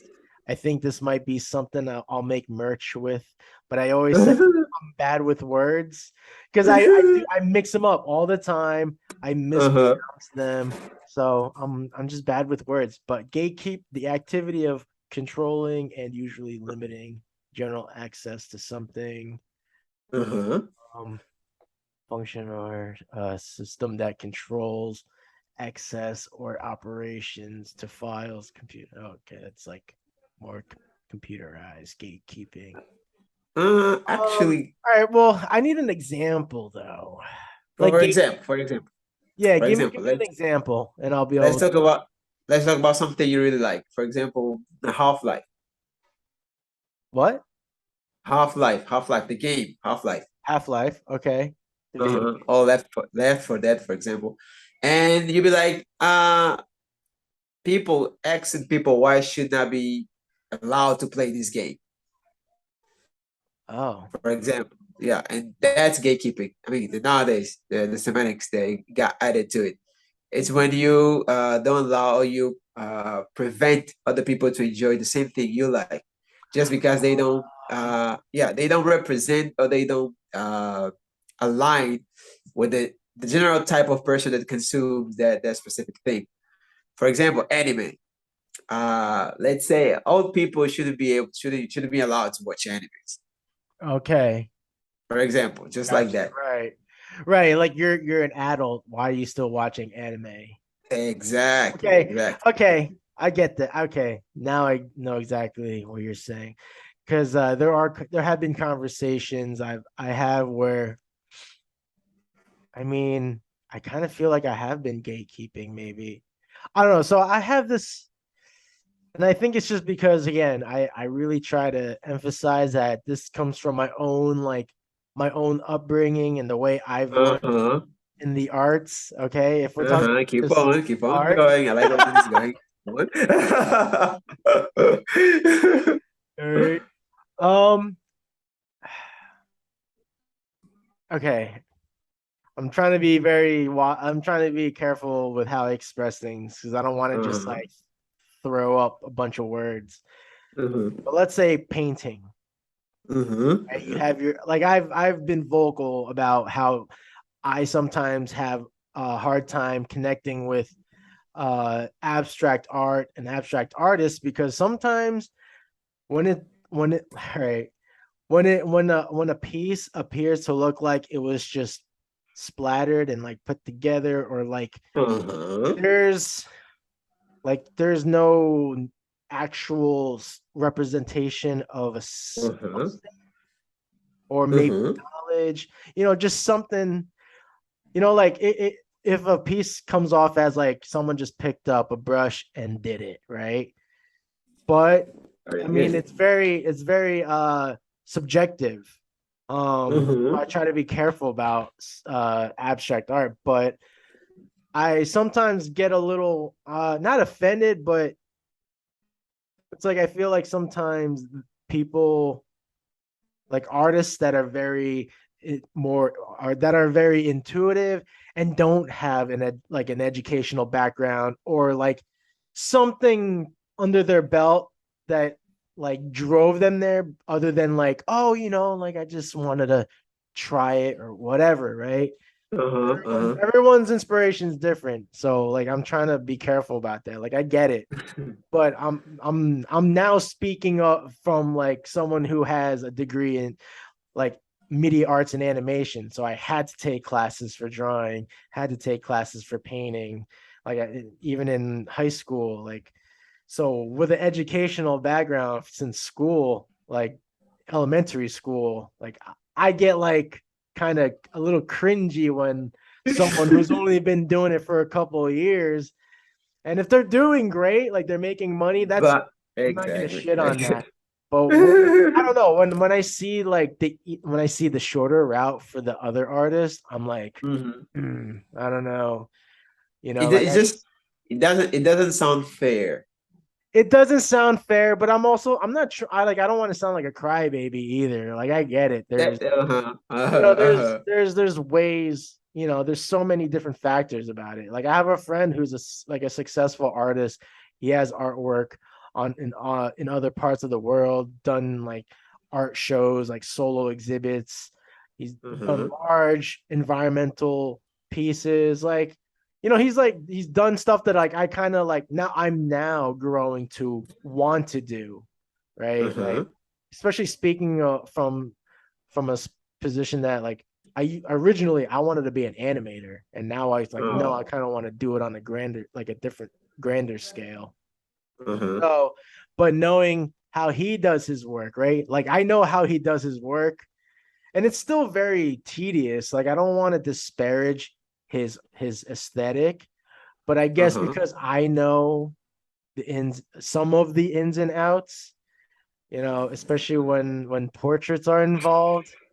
So, and there's other artists out there that utilize tracing, which I don't like. I'm half and half on it because when I'm tracing my own work, but when people are tracing like other things and then turning that into their own thing, I feel a little indifferent about it. Like I would have to know more, obviously, but again, like, so when it comes to gatekeeping, it's like it's like I don't care if their journey was shorter than mine.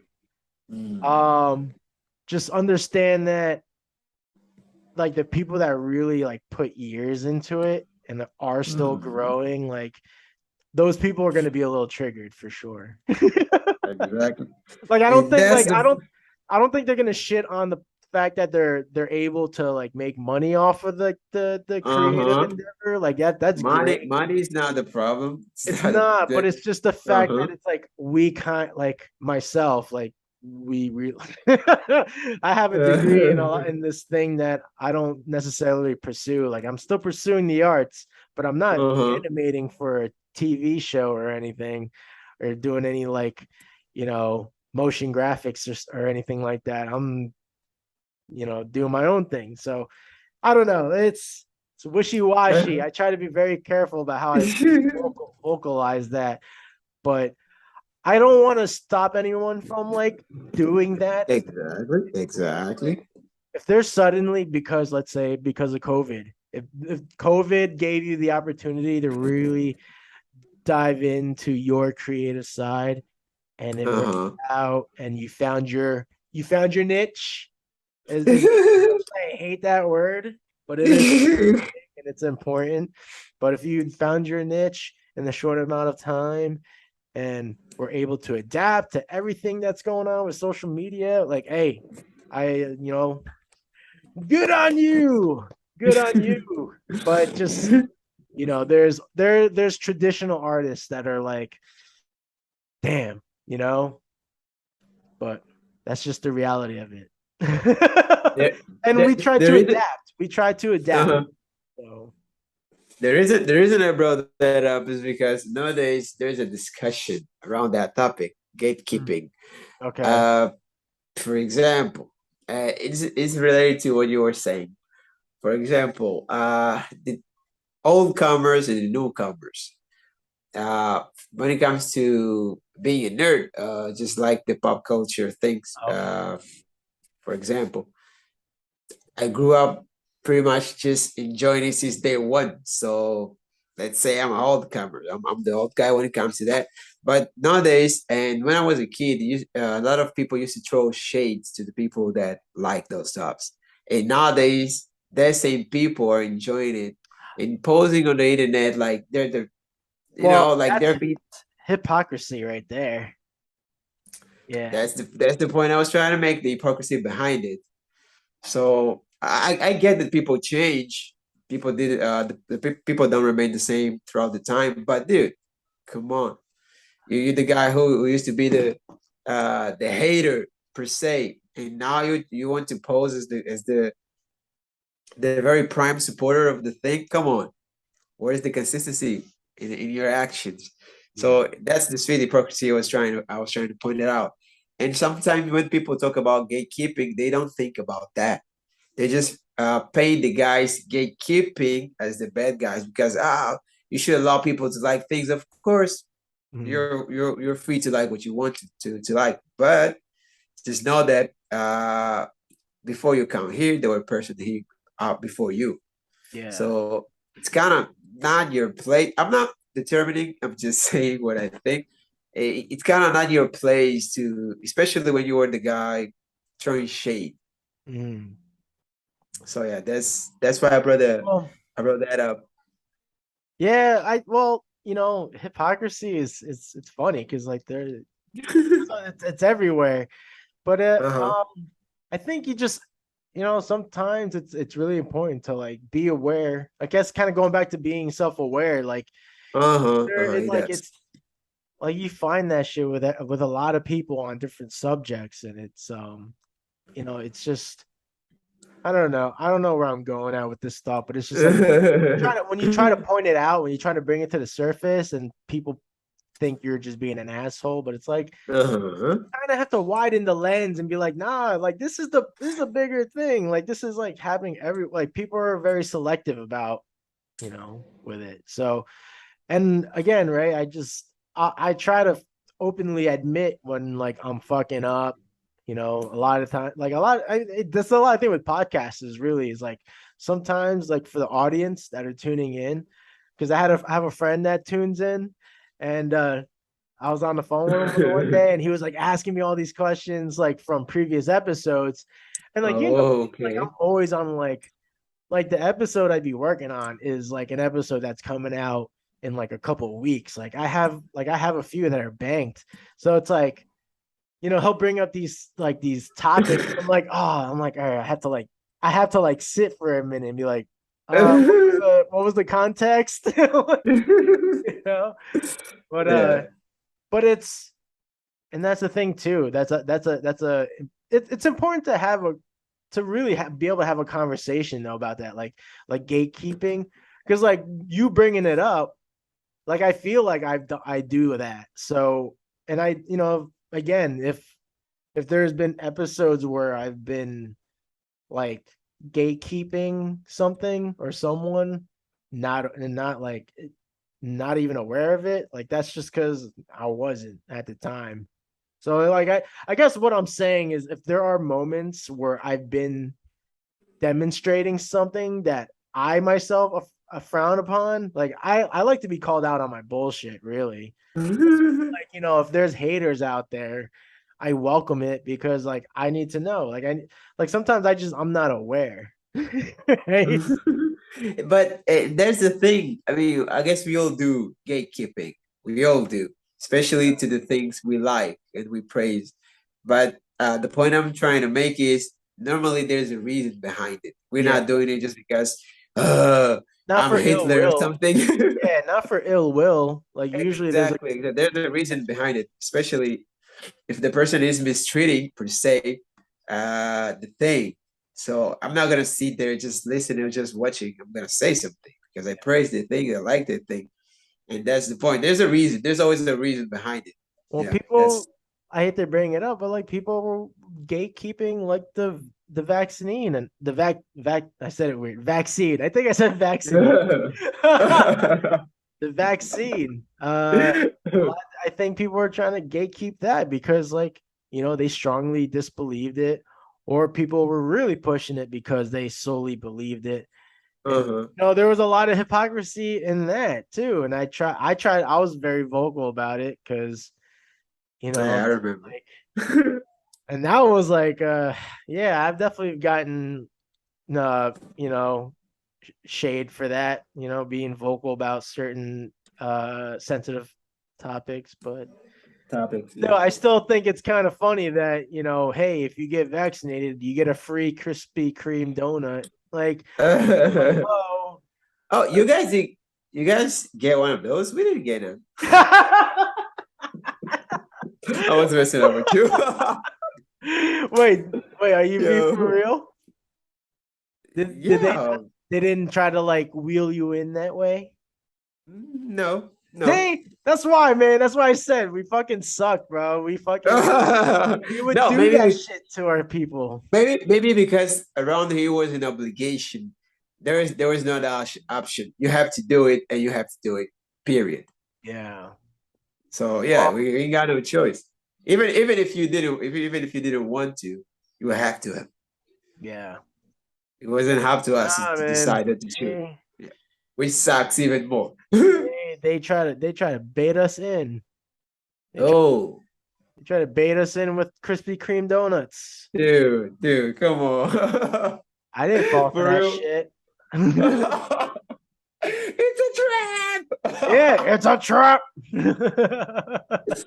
Oh, It's a trap. Yeah. I love that. I love that that GIF or meme, whatever. It's a trap. Akbar. Ah, man, like I'm still unvaccinated, so I've been just taking care of myself and being self-aware and being mindful too. Like if I'm going to certain if I'm going to like a store or wherever and they're like masks are required, I'll have it on me. I'll make sure I have it on me, but Okay. some places are like masks are recommended, and if I don't have my mask on me, I don't feel as bad, honestly. Just because also like I feel like the general public is already vaccinated or double vaxxed, so I'm just like, and you know what? They're still just as vulnerable. It's just a matter of how well their body takes care of it. And when I had it the first time, I caught It I doesn't talked to mean they're not going to turn into zombies. yeah. Well, yeah. I mean, it sucked, but it's for me. I was so sassy because I couldn't go to the gym. I hated the fact that Oh, got it. so Got it. and just Like I said before, see, motives. There's a reason. You see, that's the point I was trying to make. He wasn't being just an hey-ho per se. There was a motive. Yeah. Got it. No, That's the point I was trying to make. Yeah. I definitely didn't agree with that. The Krispy Kremes fucking promotion there.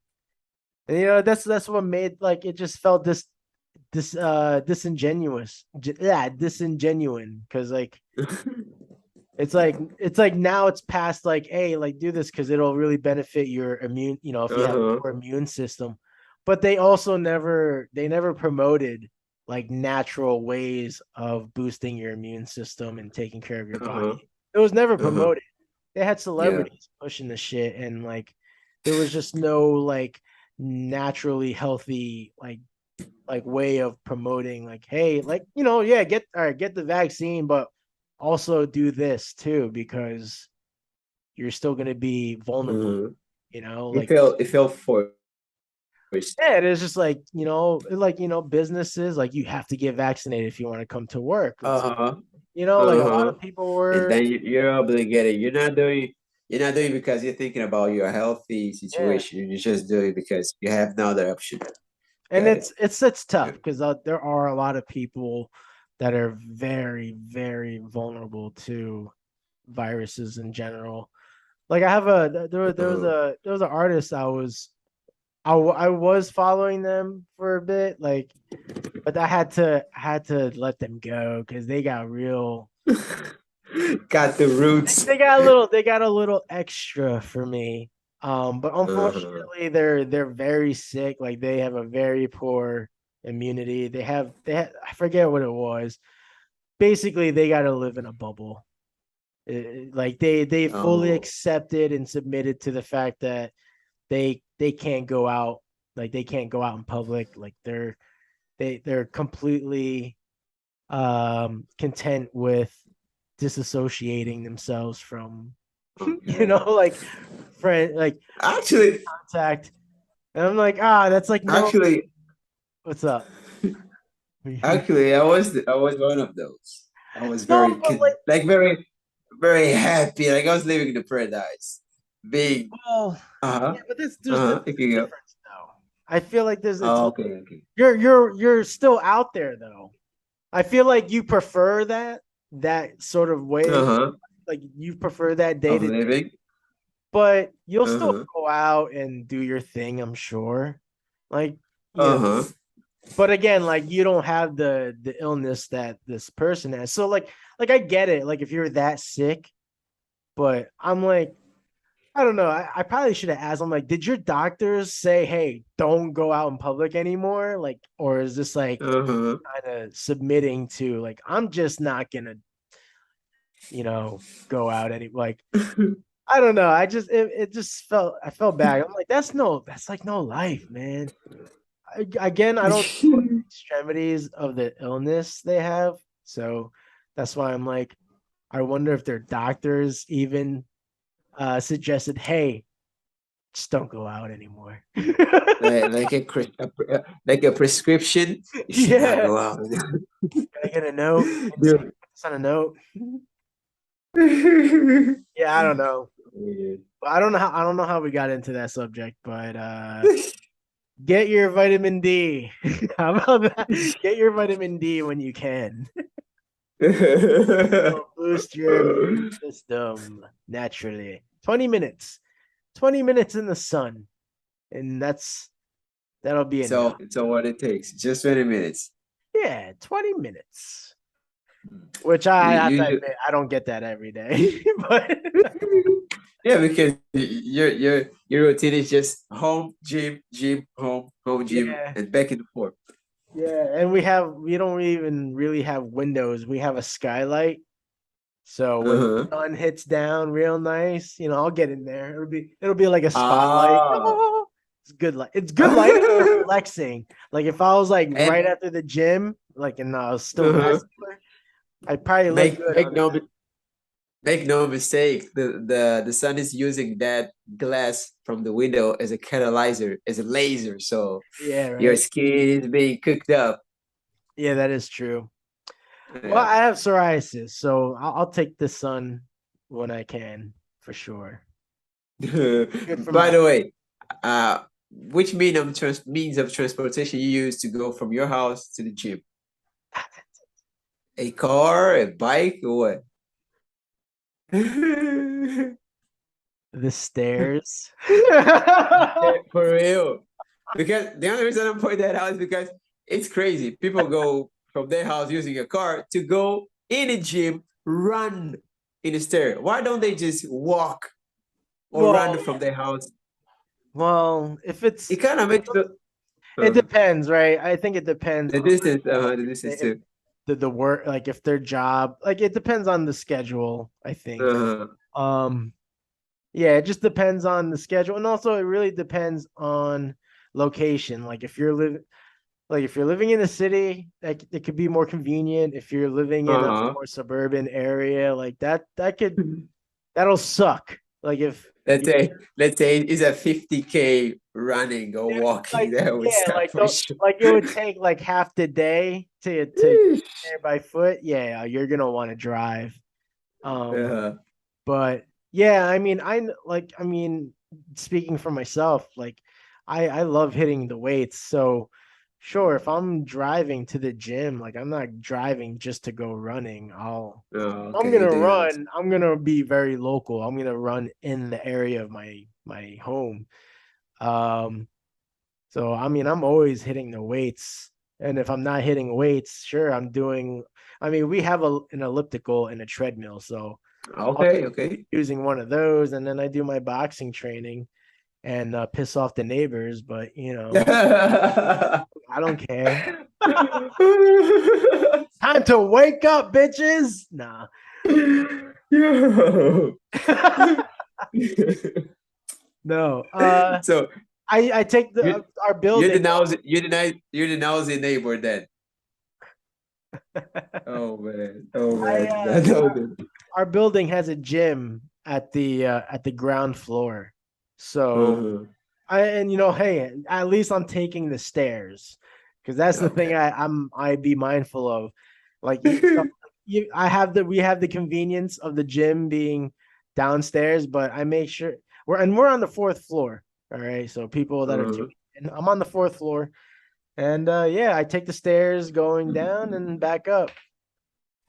Okay. So I make Awesome. sure I make because they're just depending on the day, depending how hard I'm training on my legs, it gets to a point where like I have to be like stationary because my leg would be, it would get really sore. Like my knee, I get worried for my knee now, Oh, so I get a little worried. oh, Like, so if I need to go, if I have to leave the building, I'll take the elevator if I have to.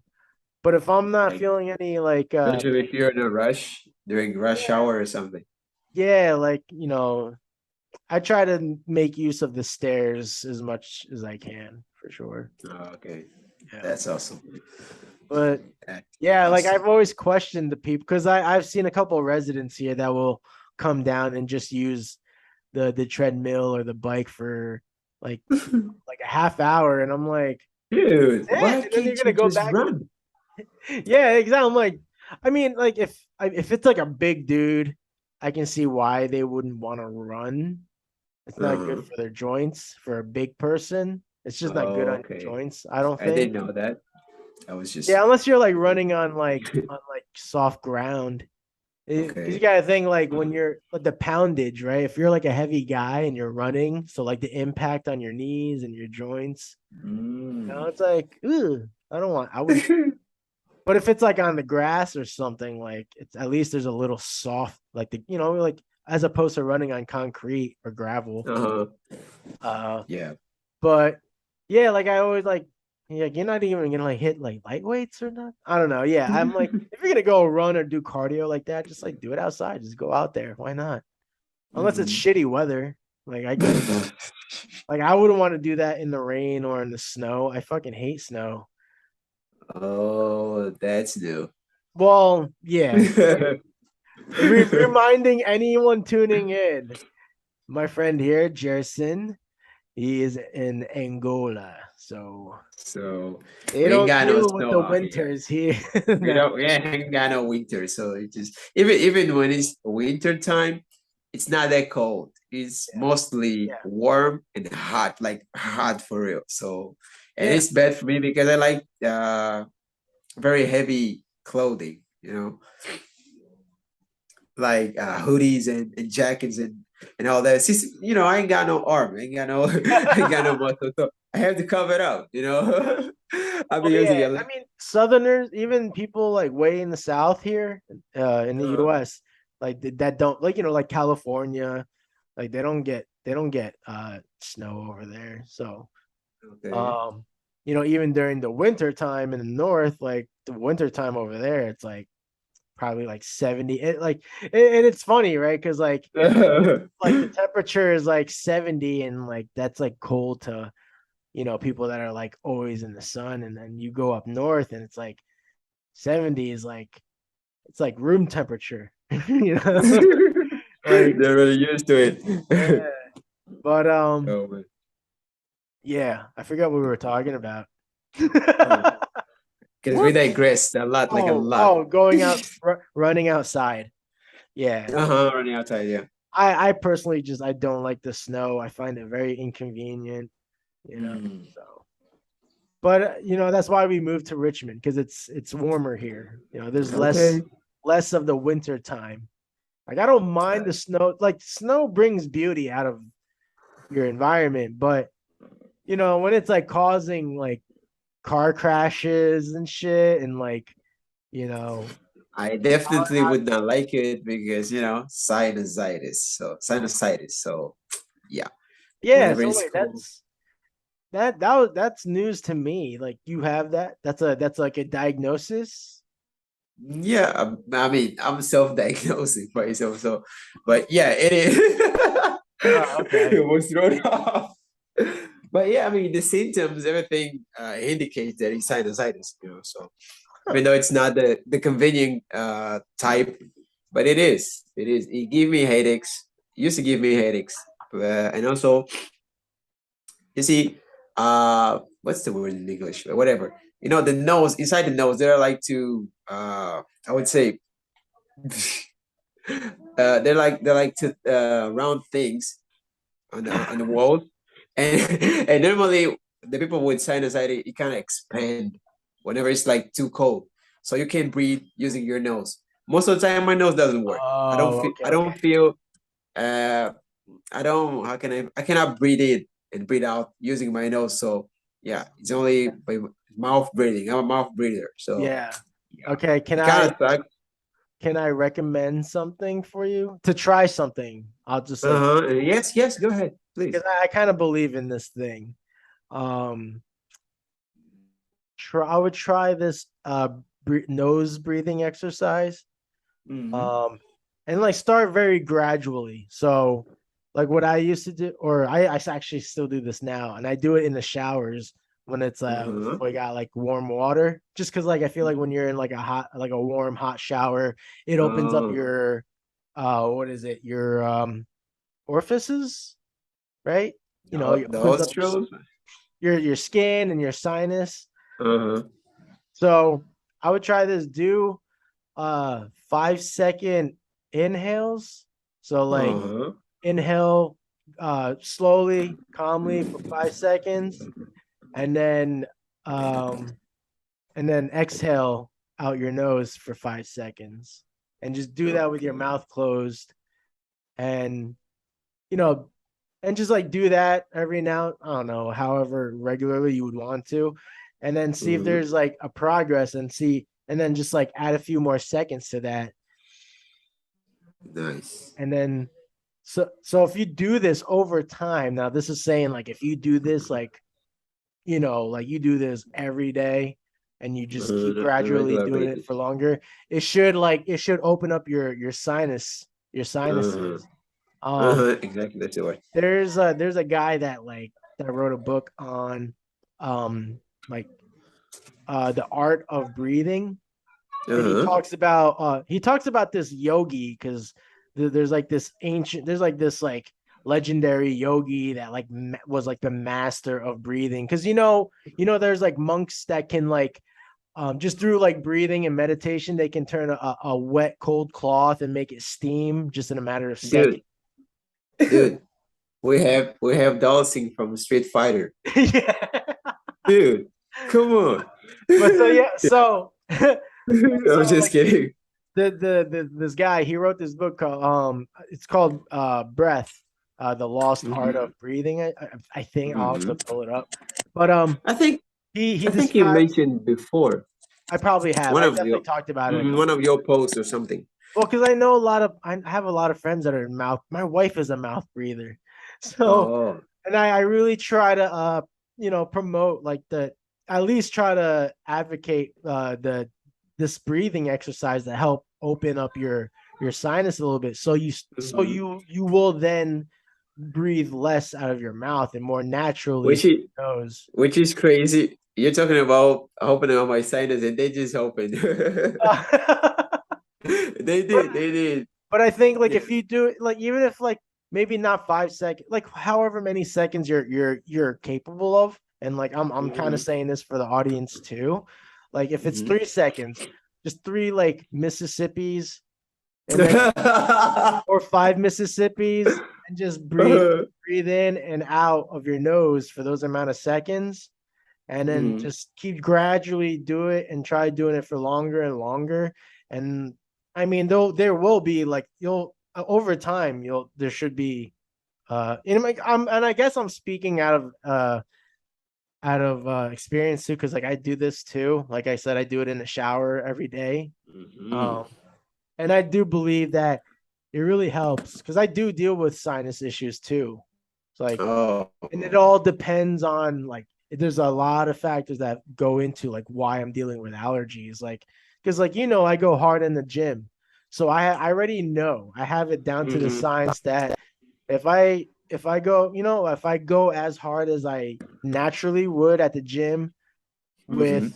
knowing that I've had like 5 hours of like okay sleep, I know I'm gonna be like sneezing throughout the day, and like my Mhm. nose is gonna be runny, and Mhm. and it gets worse. It can get progressively worse for me to the point where like it would look like I was high as shit because my eyes would be red, and Mhm.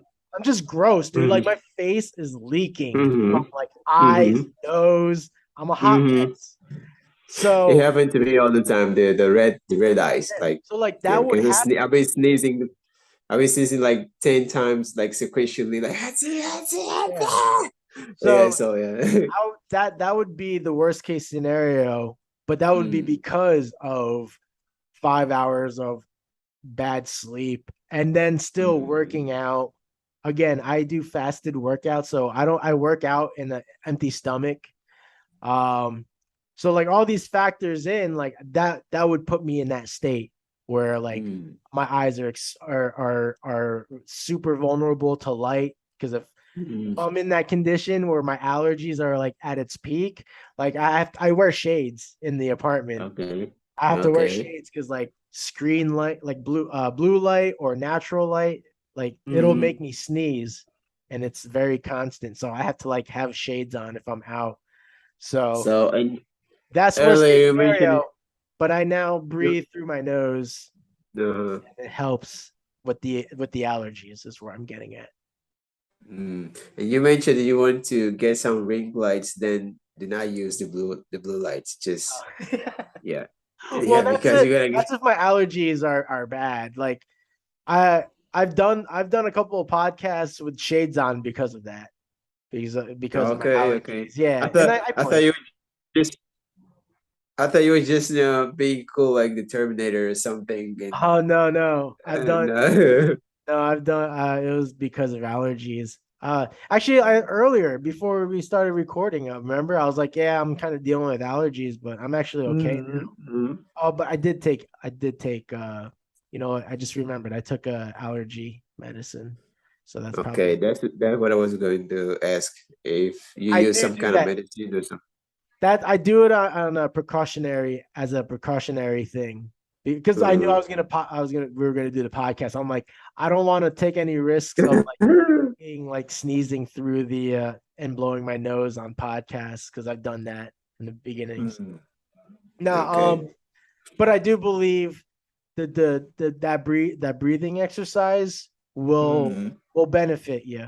I think it'll help you. You just kind of have to treat it like it's like brushing your teeth or like any natural thing you do. Nice. I'll give it a try. Because I'll give it a try because it affects your sleep for sure. Like if you it like does. anytime, like I told my wife this, because she's not a morning person, and like we have Fitbits, right? So we track our sleep, and Uh-huh. like I know with like like a solid six and a half 7 hours of sleep, like I'm good. I can crush the day. But with my wife, if she gets 7 or 8 hours, like she can't function when she wakes up.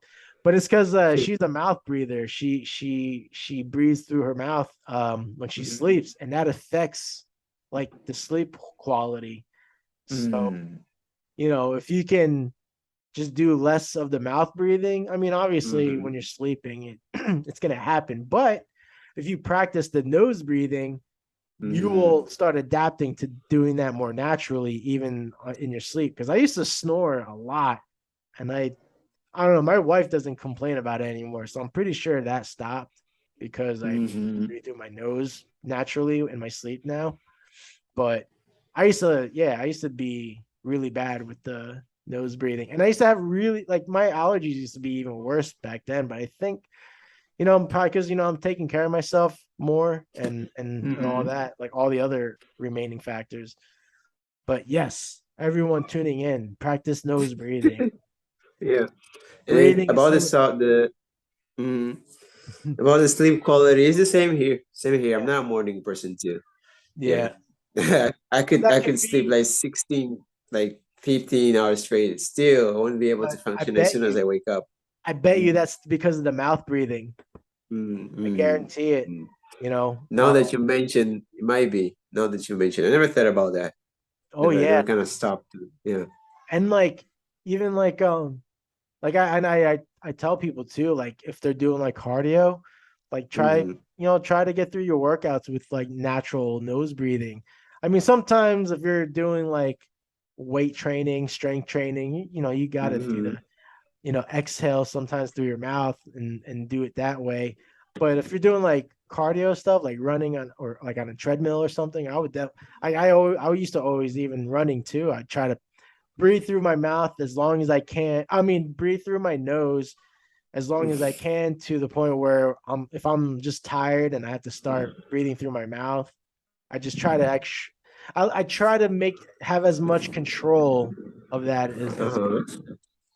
That's possible. I try to really kind of put that out there, you know. Mm, Important. awesome, awesome.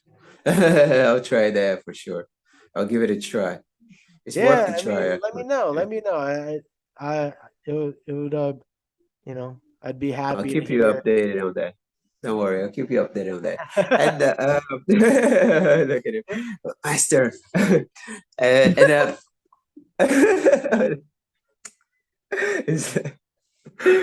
Now, so so you've been giving up your technique, so might as well like just call you master. So yeah, so I'm gonna call you master. So yeah, I saw that you posted a meme about Lightyear. Lightyear? Uh, Uh, Buzz Lightyear. yeah. What was the meme? The animation, the movie. It was the Drake ones, the one he just not you. The other one is better than one. Did it involve the cartoon also? Uh-huh, the cartoon. Oh, Yeah, okay, we were okay. comparing the cartoon and the new one. Gotcha, gotcha. Yeah. Oh, yeah. Why? What about it? What did you think about the new one? I What are your actually still, thoughts? I still haven't seen it. For real? And Yeah. dude, you were posting. I thought you saw it. I thought you watched it. No, You but watched I will say this. I will say I posted it because I did watch the cartoon. Yeah, I've watched the cartoon, but I it. haven't Yeah. watched the animation. And I mean, this was kind of like in hindsight. I was like, oh, if they did do, like the actual Buzz Lightyear, like why Movie. not the one from the cartoon? Because that was supposed. Exactly. But I think there was like copyrights, right? It was had to deal with the rights, right? I didn't know about that. Didn't know about Because that. I don't even know if it's on Disney Plus. I never checked. So I Yeah. really don't know for sure. So don't quote me on anything. People that are like big Disney fans out It there. was it was on YouTube, the original movie, the Yeah, cartoon. yeah, you It was sent on that to me, I think, right? Yeah, You it was sent on that to YouTube. me. And after 2 or 3 days that I sent you, it just vanished from YouTube for Huh. some reason. I guess Uh, YouTube kind of struck that down because the new movie was coming up, so people started comparing and maybe not watching the new one, just watching the old one, which the old one is way better. Let me just put. I watched the two movies. uh, Spoilers to those who didn't watch yet. Yeah, the old one is way better. The whole crew, dude, just yeah. way better. It Like was way just better. more. It was just. Yeah, I don't know. I haven't seen the new movie, but the cartoon was fun. So Uh, you know what? And like, kind of, if they had turned that cartoon and then be able to see it in in 3D animation, like that would have been dope because they had some that cool that's alien what I thought. characters. Yeah. That's what I thought when I was watching the Lightyear movie. It goes the same with Suicide Squad, the first movie. Mm. There's an animation movie, which continues the game. I guess the second game, no, the first game, which is Batman Arkham Asylum. So they Okay. made it an extended. They extended into a movie, animated movie, which is way better than the movie that came out, the first one, Suicide Squad. If they Yeah. just would follow the same script, the same characters, the same storyline, and just turn it to the live action, dude, it would be Yeah. way better, like light years better.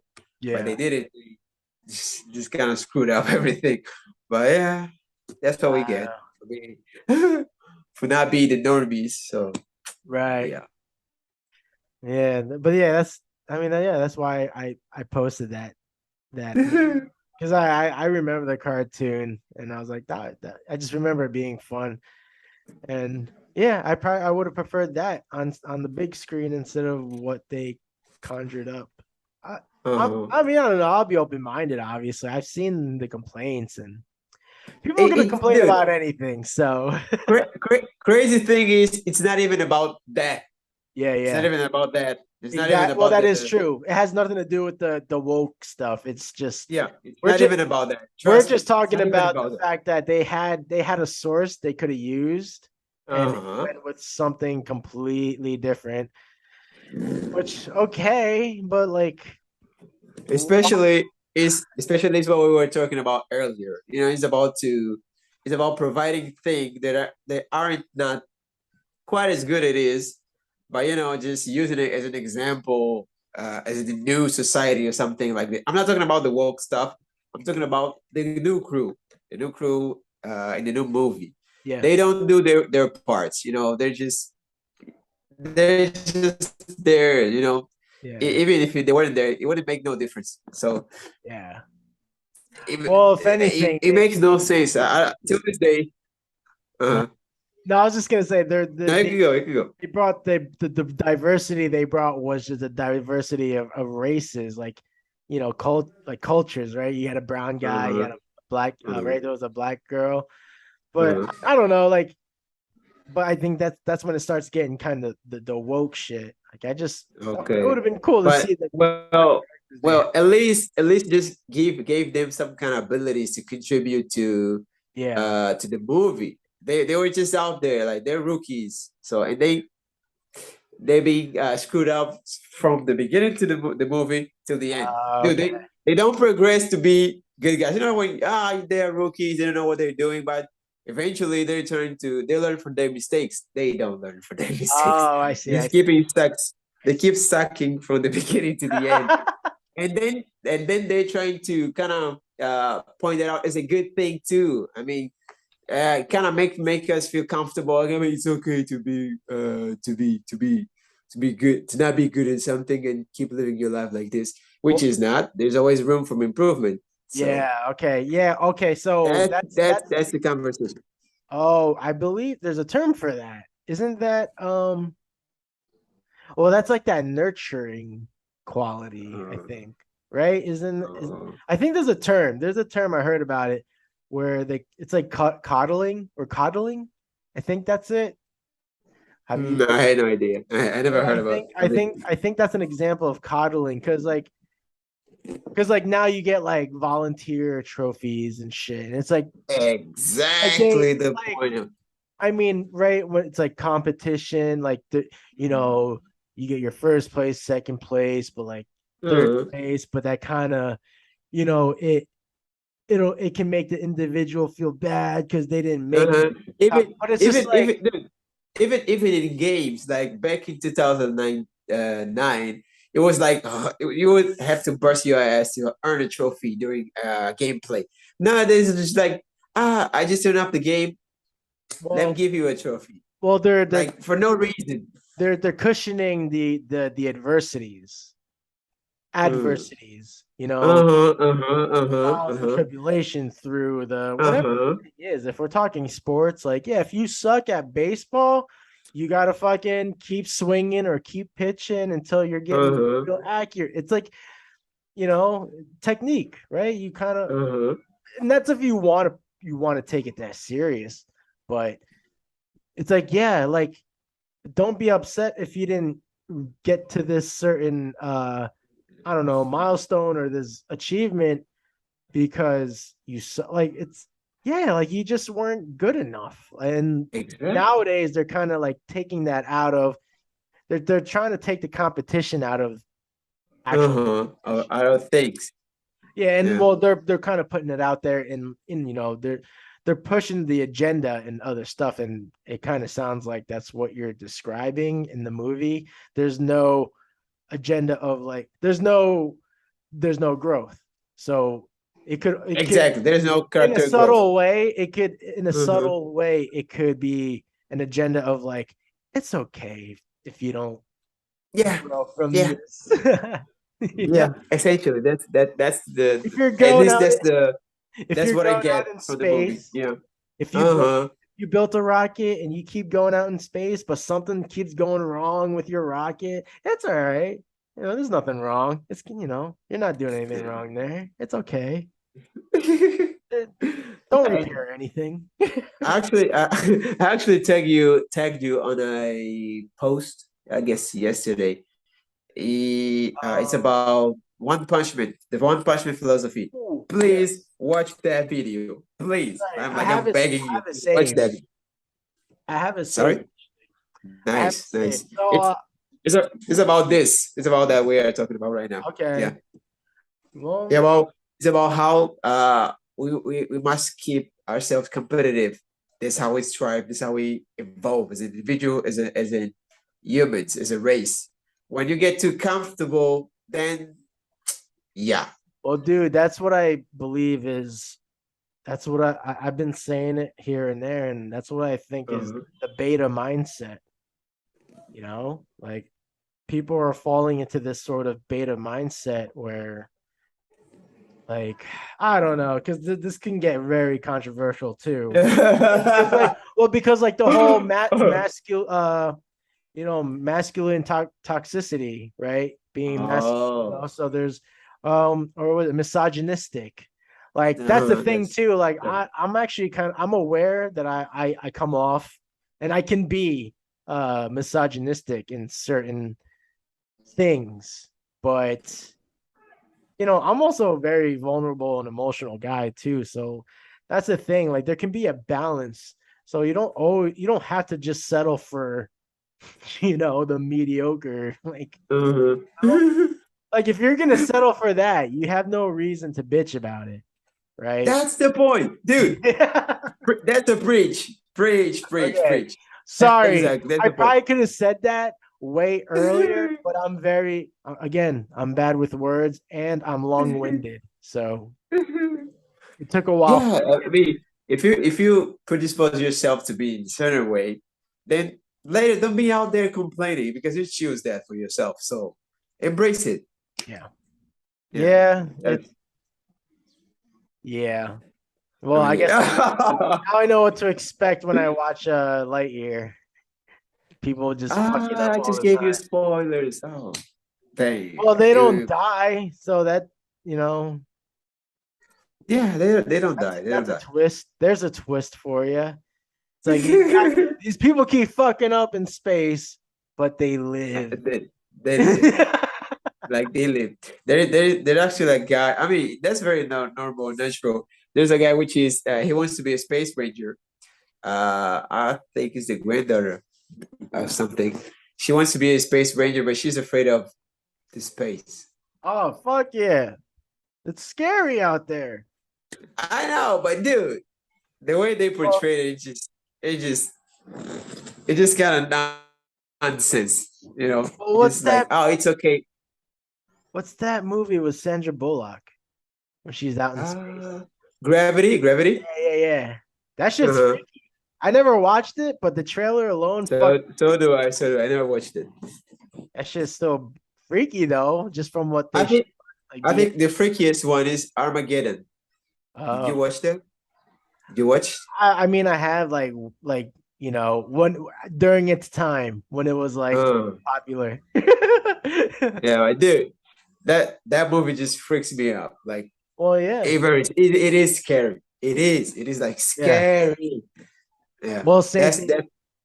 The thing like Uh-huh. the deep sea, bro. Like it's the deep sea is like another world too, and it's like fucking scary as fuck down there.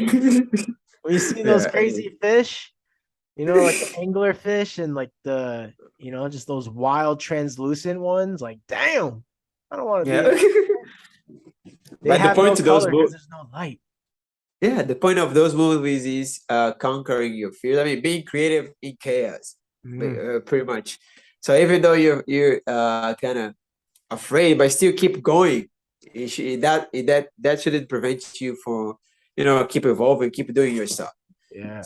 And in Lightyear, I don't resonate. I don't see that in Lightyear. So it's kind of embrace who you are, and that's fine. And point, Mm. which kind Um, of stuff.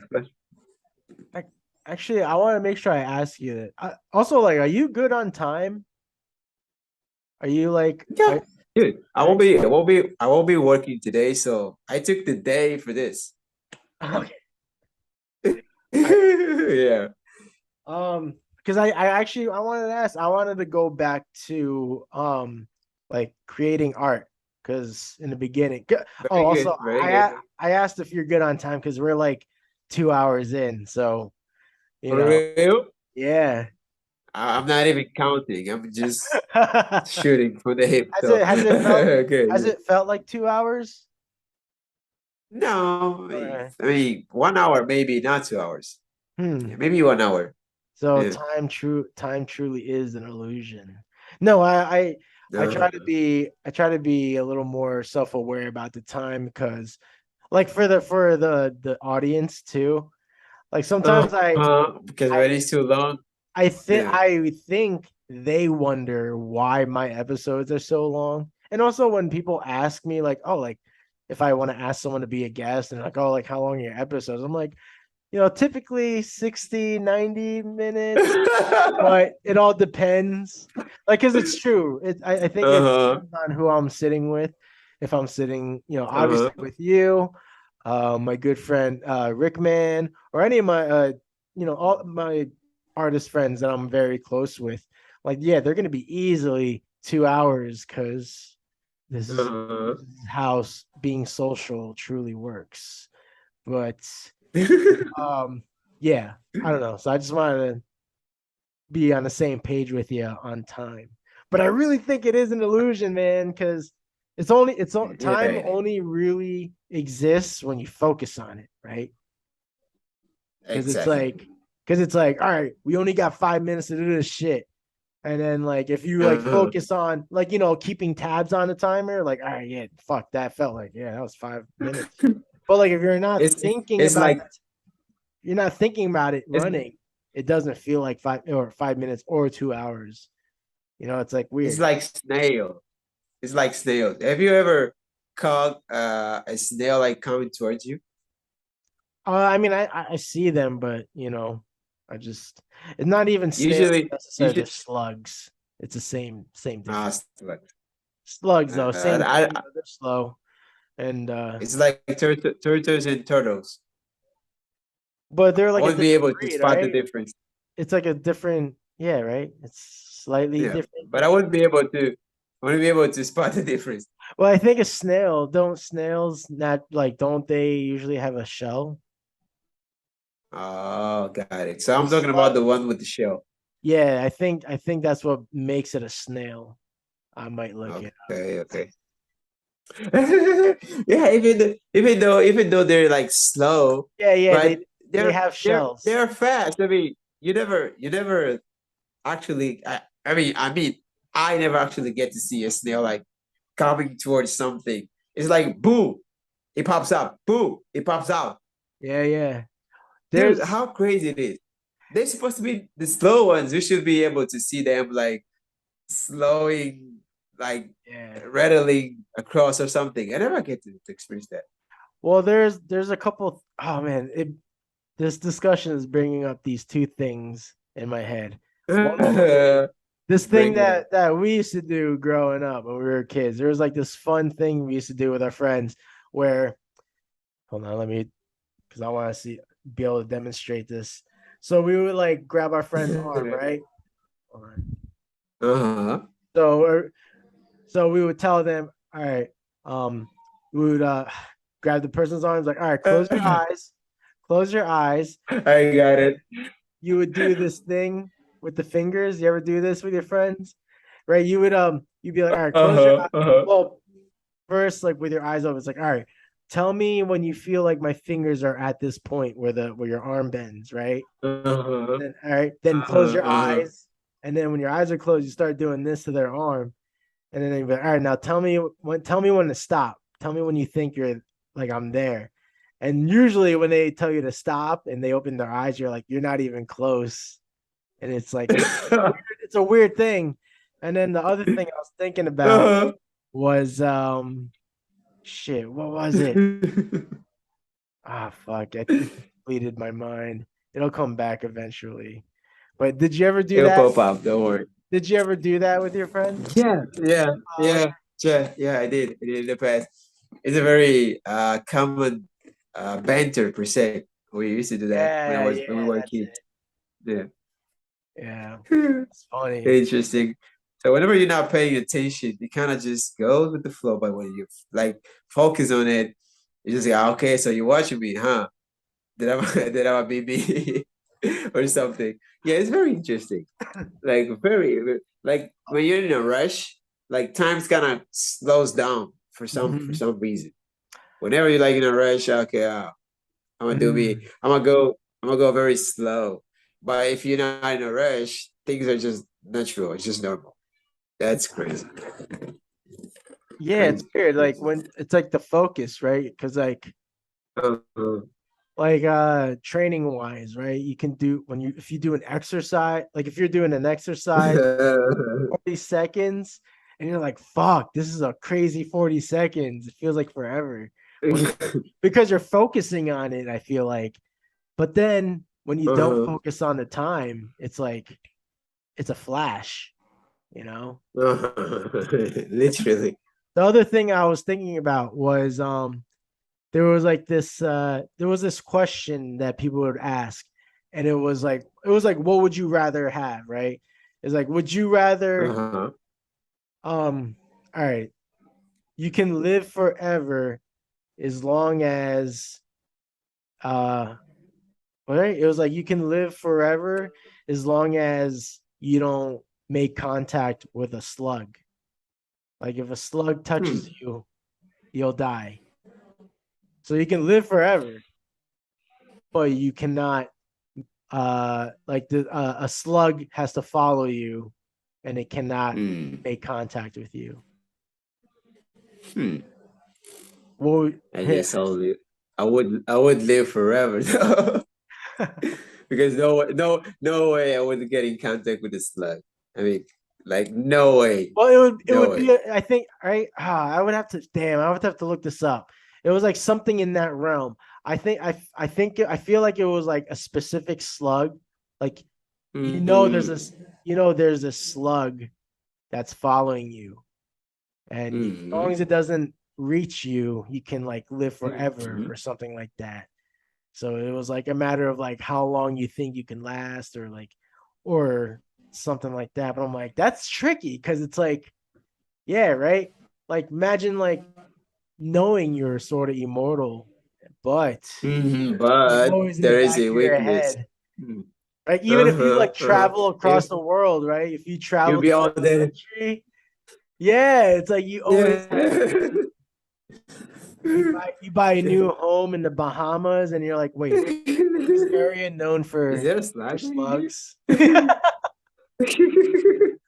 Yeah, yeah, I have a phobia for slugs. I have a slug phobia. Uh, Dude, why? what? Why? No, I don't. Dude, I there. was I was joking. Ah. Oh no, that was a bit. I was just joking. That was a bit. Dude, no, no, no. That was too funny. Oh, actually, I did want to ask. Originally, I wanted to ask you before I fell off track was that uh Do you miss like do you miss working on the bigger pieces, the more the more involved pieces, not just like Like because you said you draw like you still you still sketch. doodling percent. Yeah, just Uh-huh. you kind of like exercise, right? I kind of say it's like an Uh-huh. exercise. Uh-huh. You're still active, but you haven't worked on like a personal piece, right? Mhm, mhm. Now, do you miss that? I do. I do like so much, like so bad. Because it makes me wondering, like, dude, sometimes I feel like I'm getting left behind when Hmm. it comes to the skill set. Because Hmm. I grew up, I mean, since when I was started drawing, I mean, doing realistic portrait, I kind of hang out with some guys which do the same thing, and they're like evolving as the day passes, like getting very good. And Hmm. today, I don't know if I mean even I don't even know if I would be able to draw like I used to, because I Right. have this concern every time I see their posts, their Right. pieces on the social media, and I was like, yeah, and so yeah, I miss like very bad. I Yeah. wish I could like even continuing drawing like I used to, but I just can't. The routine doesn't allow me. So and crazy thing is, whenever I had the time to actually draw, I can't draw for some reason. Hmm. Like there is a vacation or there's a holiday. For example, tomorrow I won't be working. I Hmm. could technically I could draw to tomorrow, but I don't know. I just feel like it's kind of hard to describe it. It's kind of hard to explain, but it's more than a creative block. It's more than that. I can sense it. It's more than that. Is it like But anxiety?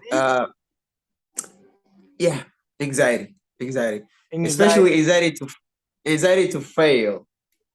Ah, now you're speaking my Yeah, language. yeah.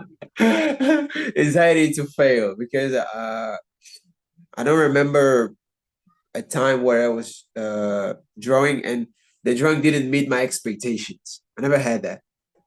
Yeah, yeah. It's always like it's good, it's better, and so on. I never had like this is not good. I should do it. I should do like this. I should do it like that. It's not. It's never like that. So right now, since I haven't drawn for a long time, I'm like, what if I put a pencil on a paper and the drawing just doesn't come out?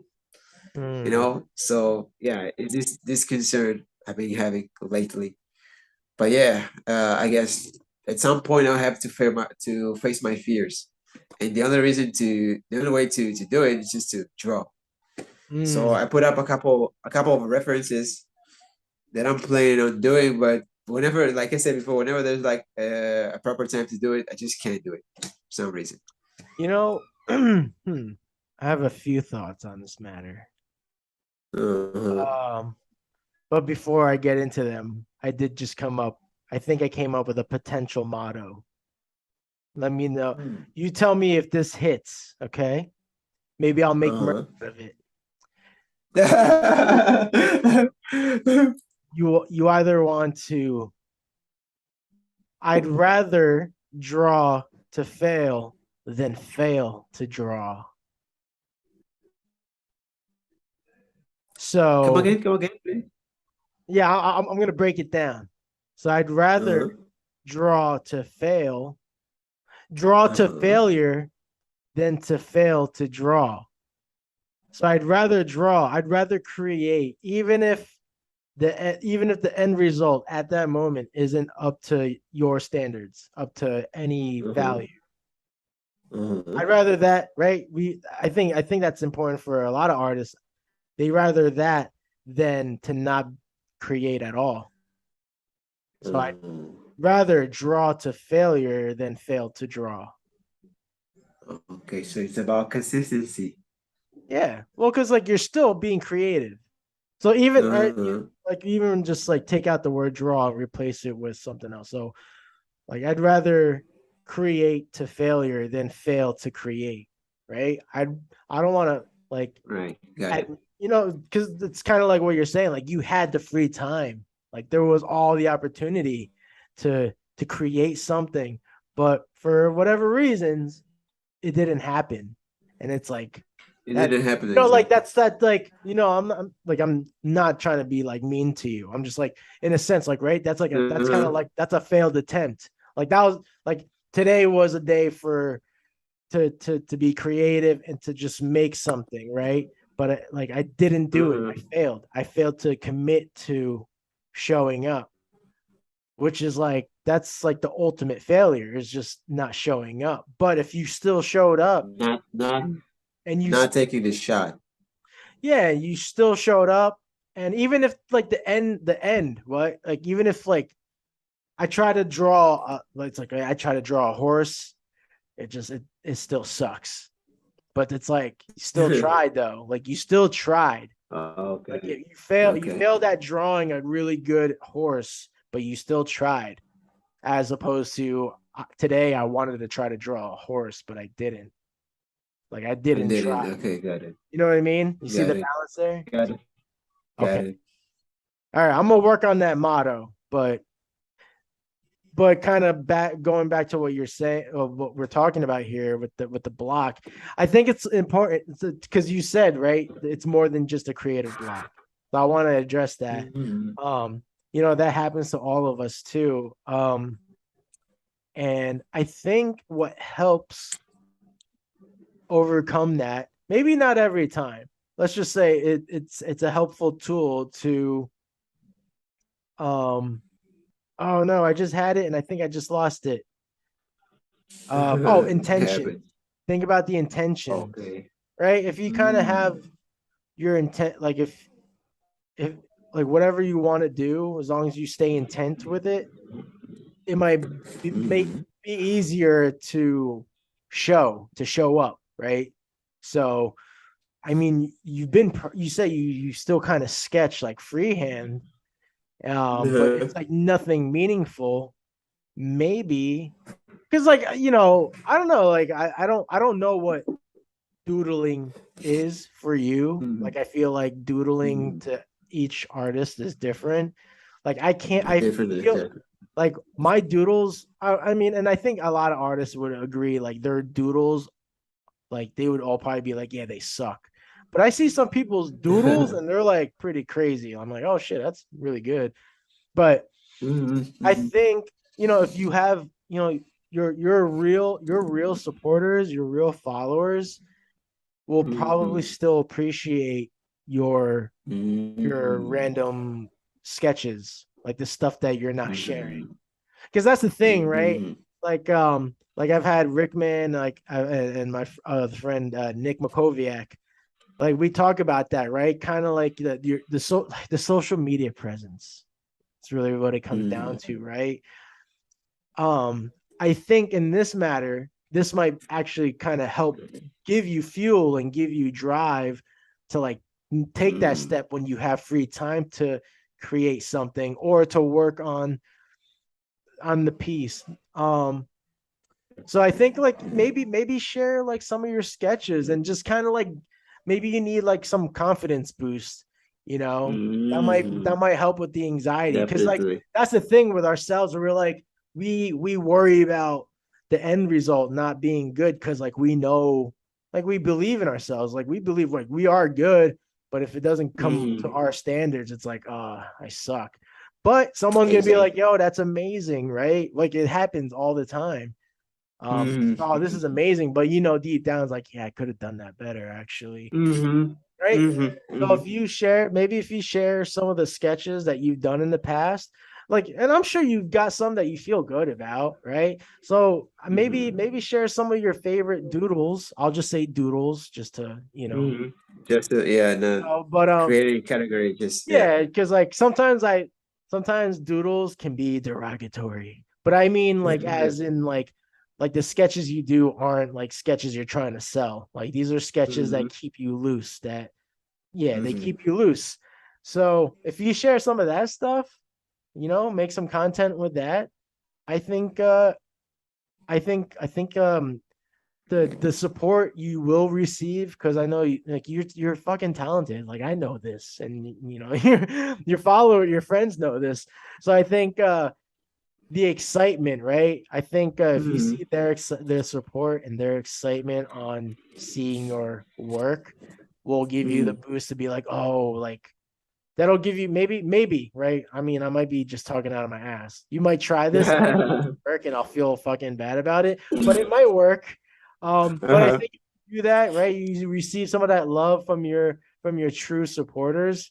That Mhm. might give you a boost to work on to either go back to an old project or start a new one. Because I know you wanted to Mhm. kind of get out of the portrait uh Mhm. realm, right? You wanted to be more like expressive. You had like other stuff Mhm. you wanted to work on. Mhm. Mhm. So I think the confidence boost might help you overcome a little bit of your anxiety, because I deal with that too. Like I'm very vocal about it when I'm working on tech utopia stuff.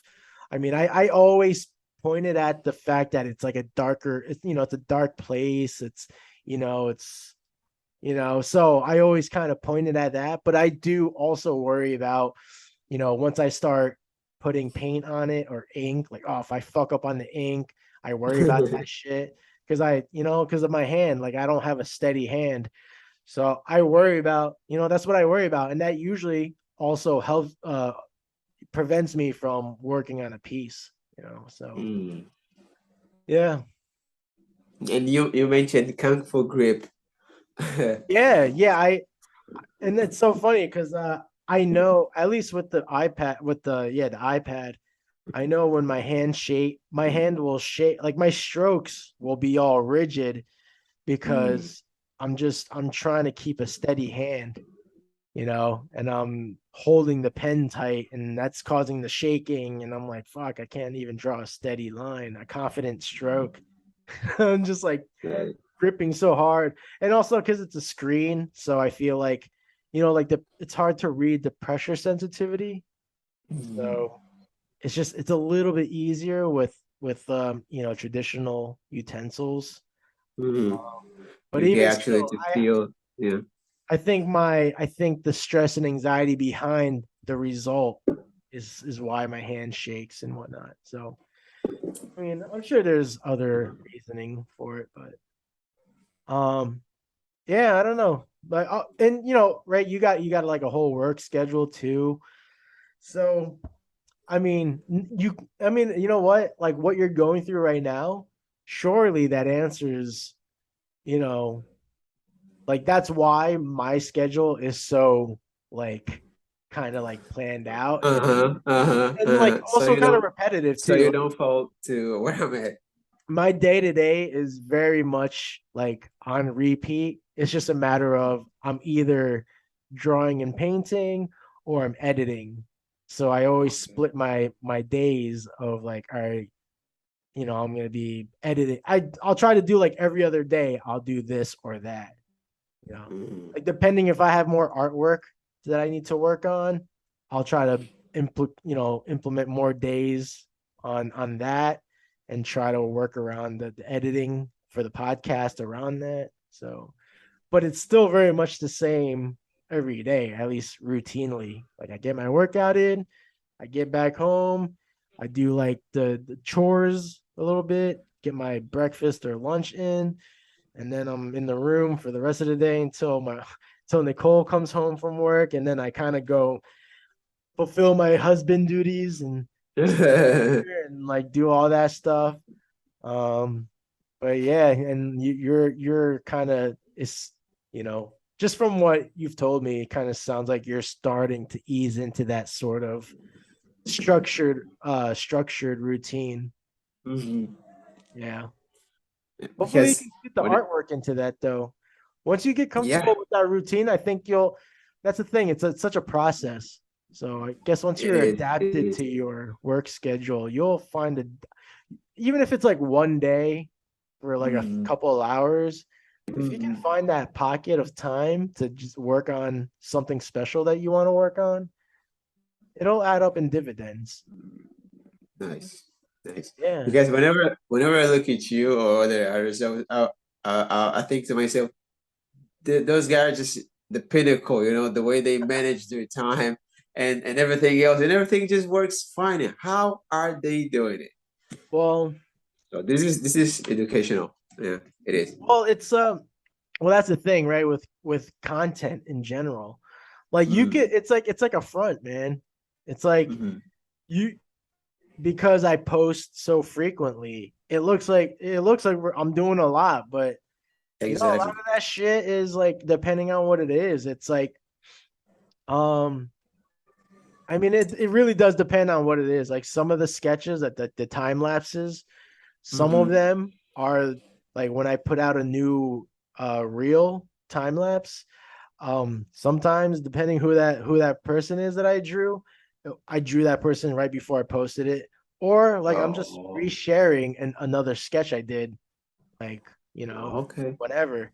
So that's the thing, right? People, like it depends on who the follower is too. Like if they're familiar with your work. Like I feel like I probably have some friends that remember some of the portraits I've done, but for the new people I connect with, they've never seen it. So I tend to kind of recycle some of the older stuff. But again, it just looks like you're active because you're always seeing something new every day. Whereas, whether that's the case or not, but a lot of that stuff is just done behind the scenes. Like I do take moments of the day to organize my posts for the next day or the next couple days. Mm. Like I have a strategy for how I post things now.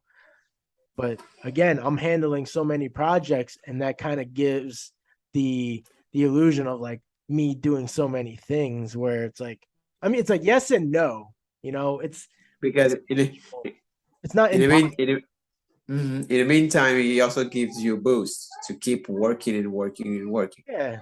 And my availability too, like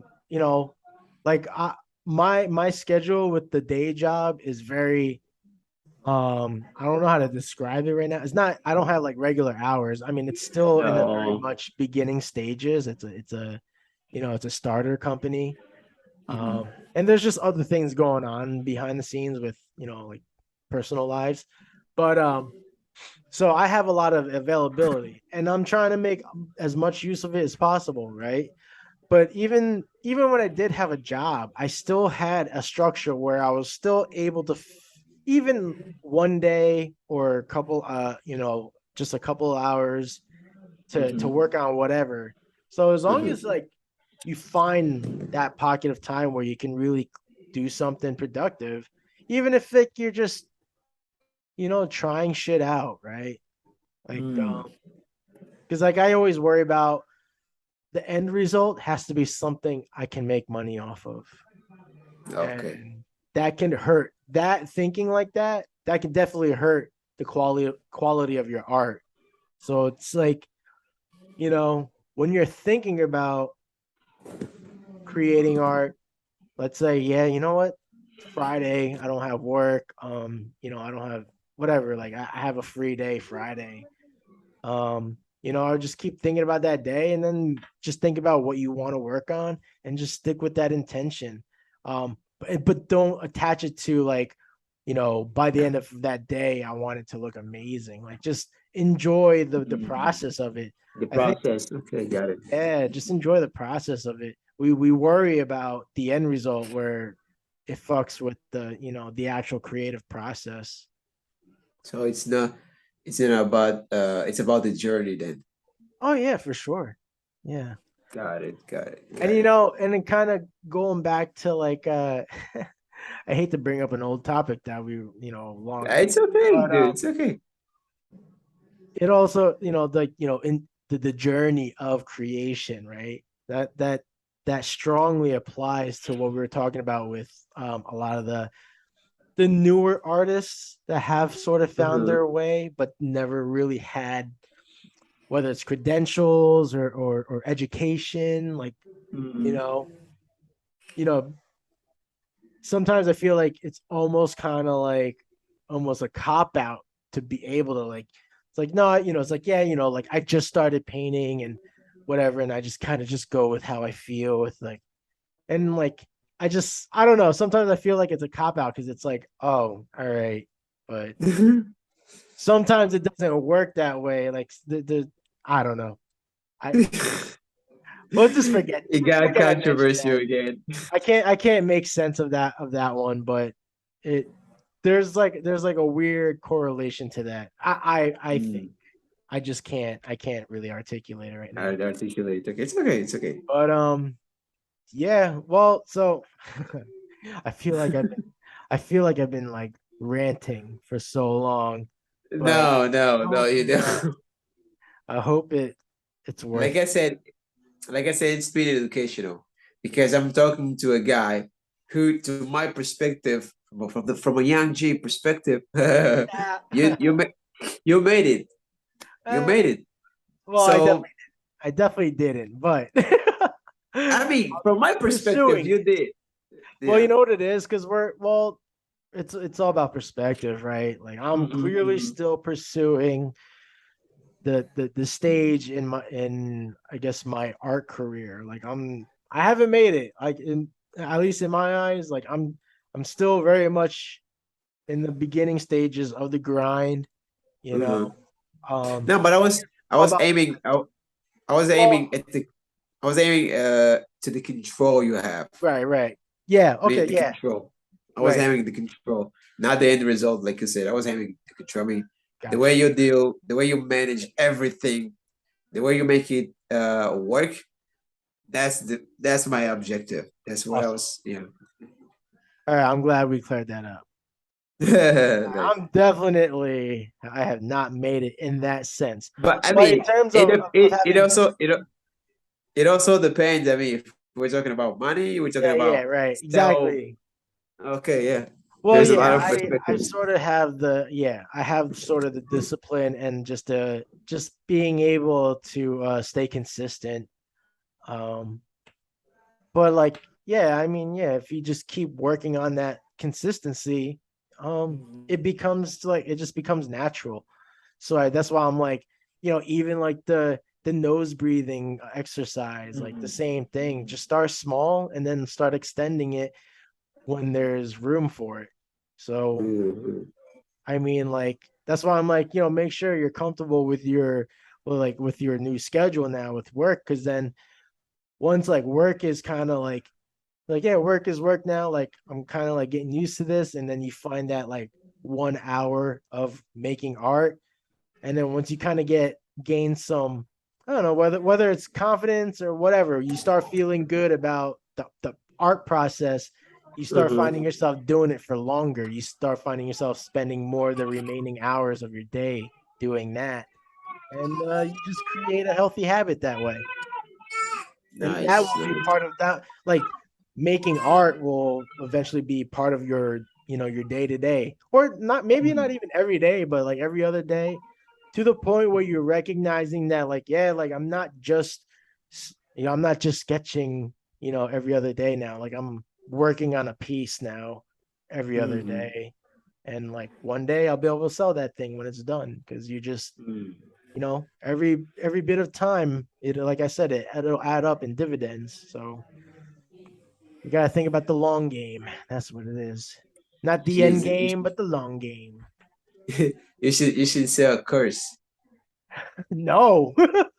like a training course, dude. Because I'm out here listening, and it's like, why did I That's I terrible. never thought about that? And yeah, those are the things normally newcomers, just like we don't have access to it because we have no idea where we are getting Yeah. to it. So we need guidance per se.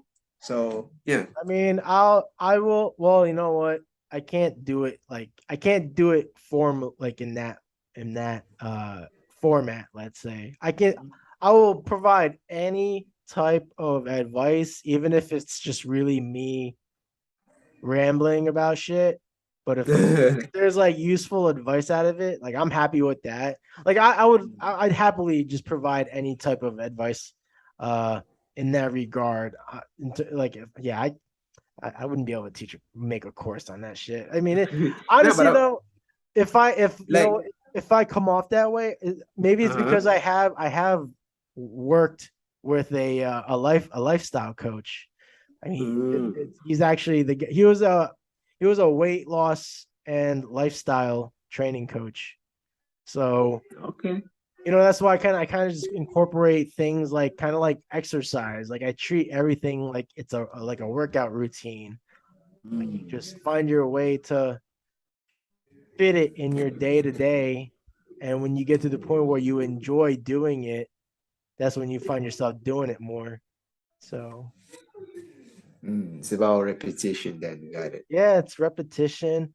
And then even in that repetition, it's kind of like experience too, because you might learn something new, whether like Mm-hmm. a new technique on your own or something off the internet. Like, you just Mm-hmm. might it might add Got it. something to what you're working on. Yeah. For example, I have struggle with drawing hands.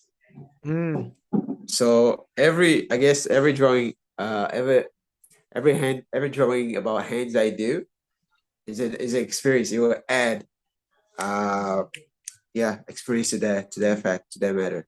Never thought about that. Uh, interesting, yeah. But interesting. So the next time I will I will drawing hands. I'll know what to do and what not to do because I had the experience. yeah. Got it.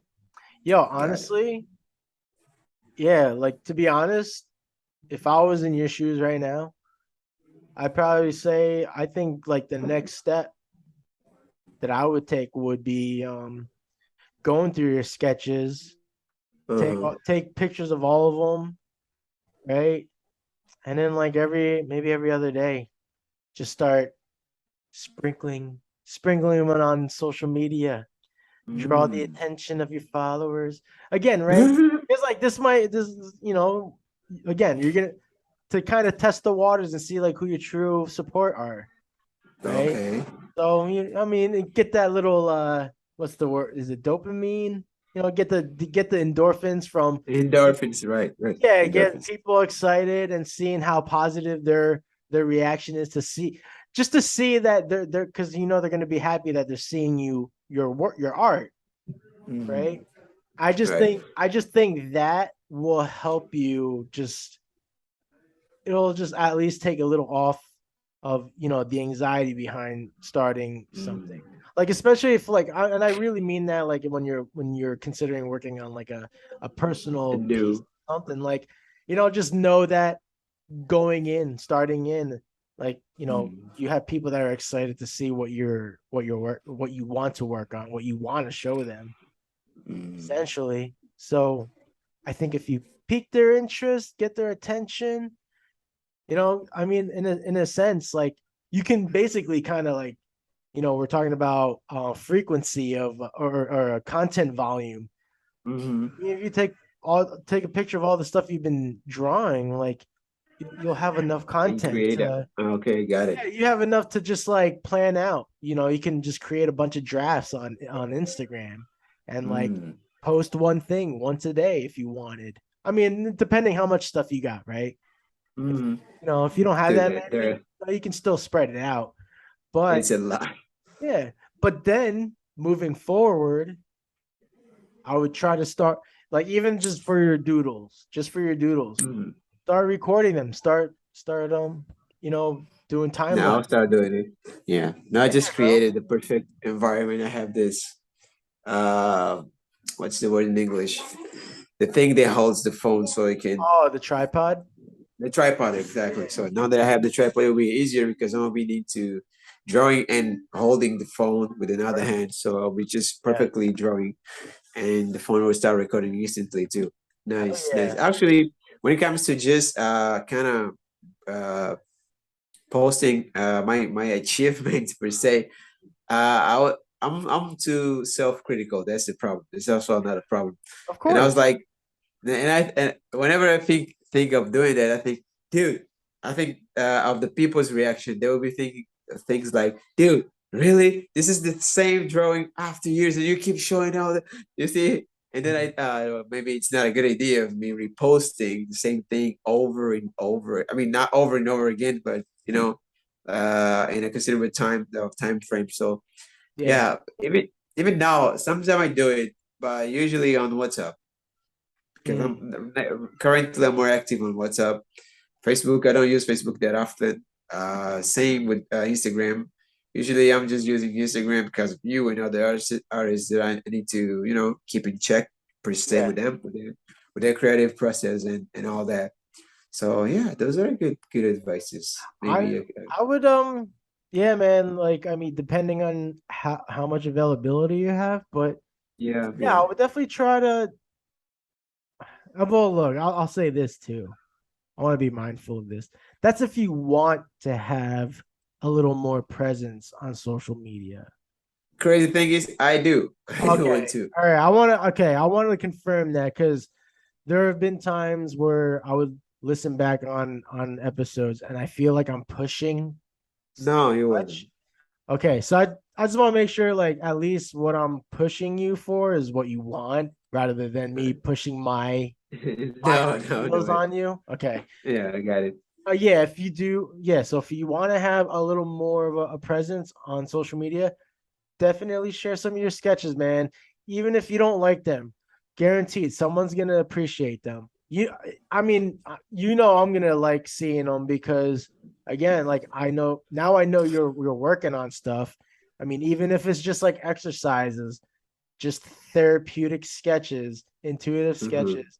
At least like I know you're a creative person, so to be able to see your mind work on paper, like I'm gonna really appreciate that. I'm gonna be really happy that, because you have a new job, and that can definitely take away, it's gonna Hmm. help pay bills, but that's one of those crazy balances of like, when you work a job that helps pay the bills, but it also But pulls you away from like your real passion, right? yeah, Yeah, if I really think getting back on like at least Instagram, like Facebook. I got my Facebook connected to my Instagram, so it makes it a okay, little bit so easier. So at least like just get back on Instagram, man. I want to see you back on there. but I, but I could, I'll dude. definitely do it. I mean, I know you're bright enough to figure it out on your own with um social media tactics to gain more of an audience and Hmm. what. But I mean, feel free to like ask me like for any suggestions or something on like how to approach if you're gonna do a time lapse of you drawing something, if you have questions on anything about that and you want to, Hmm. yeah, man, Actually, I do. hit me up. But I mean, it sounds like you already have what you need, and I know you're a smart guy, but yeah, don't hesitate to ask me any questions for that. But yeah, especially Yeah, just like in terms of sometimes I sometimes I do hesitate because I feel like maybe I'm bugging him too much. nah, man, not at Yeah, all. so Like I said, right from the very beginning, I really do appreciate um when we do talk a lot, back and forth through over texting or doing like the voice messages. I really appreciate those moments because at least for me, I'm kind of disassociated from like out there. mm, I'm connected with some local artists, but like I was saying, I'm so much more closer with you than I am with them, and they're like right here, or any of my friends in the same country. The frequency of our back and forth is a lot steadier than my mhm. close friends, and I get it. Life happens, but because Yeah. of that, like I mean, I'm an open door for you if you have any questions for, especially if you want to be more active on social media, um, or like anything regarding overcoming any anxieties towards something. Like if you need a fucking moral support, I'm your guy. You know that. Plus, you always catch me when I'm waking up. So, like, I feel like when It's you the catch me, perfect. it's not like a good time. You kind of you catch me like at a good moment, even during my exercises. And plus, like, I'm basically just saying this for the audience. Like, Uh-huh. you kind of have a good idea on like sort of what I'm up to, I guess, in your time of day, like when I'm like in my workout or whatever. So, Mhm. but again, like that's how familiar we are with each other, because we keep in touch, and I just think Yeah. it's important. And I really want to push that uh for like other artists, like Because I Mm-hmm. do wonder if I have like the friends I have now, the artists that have been on the podcast. I wonder if they have like a strong mutual bond like ours with someone Mm-hmm. in another country. You know what I mean? Like I Mm-hmm. wonder if my friend Rick Man, I wonder if he has like a close friend on the other side of the country that he frequently stays in touch with, even That's if it's not a interesting. good friend. Like if it was like somebody they met through social media, but they Mm-hmm. actually, you know, Hang out, yeah. it's not like a biased, like, oh, follow for follow, like for like Mm-hmm. type of thing, Mm-hmm. right? Mm-hmm. um but I really kind of, I don't know why, but I kind of want to like or like our peers, our fellow artists and creators, like get yourself a international Yeah. Get yourself a podcast. Get your This dude. I No, but I really get it. I get push it. for the I get art it. community I got though. your point. Global art community. Yeah, yeah. Especially because we're operating on different kind of markets.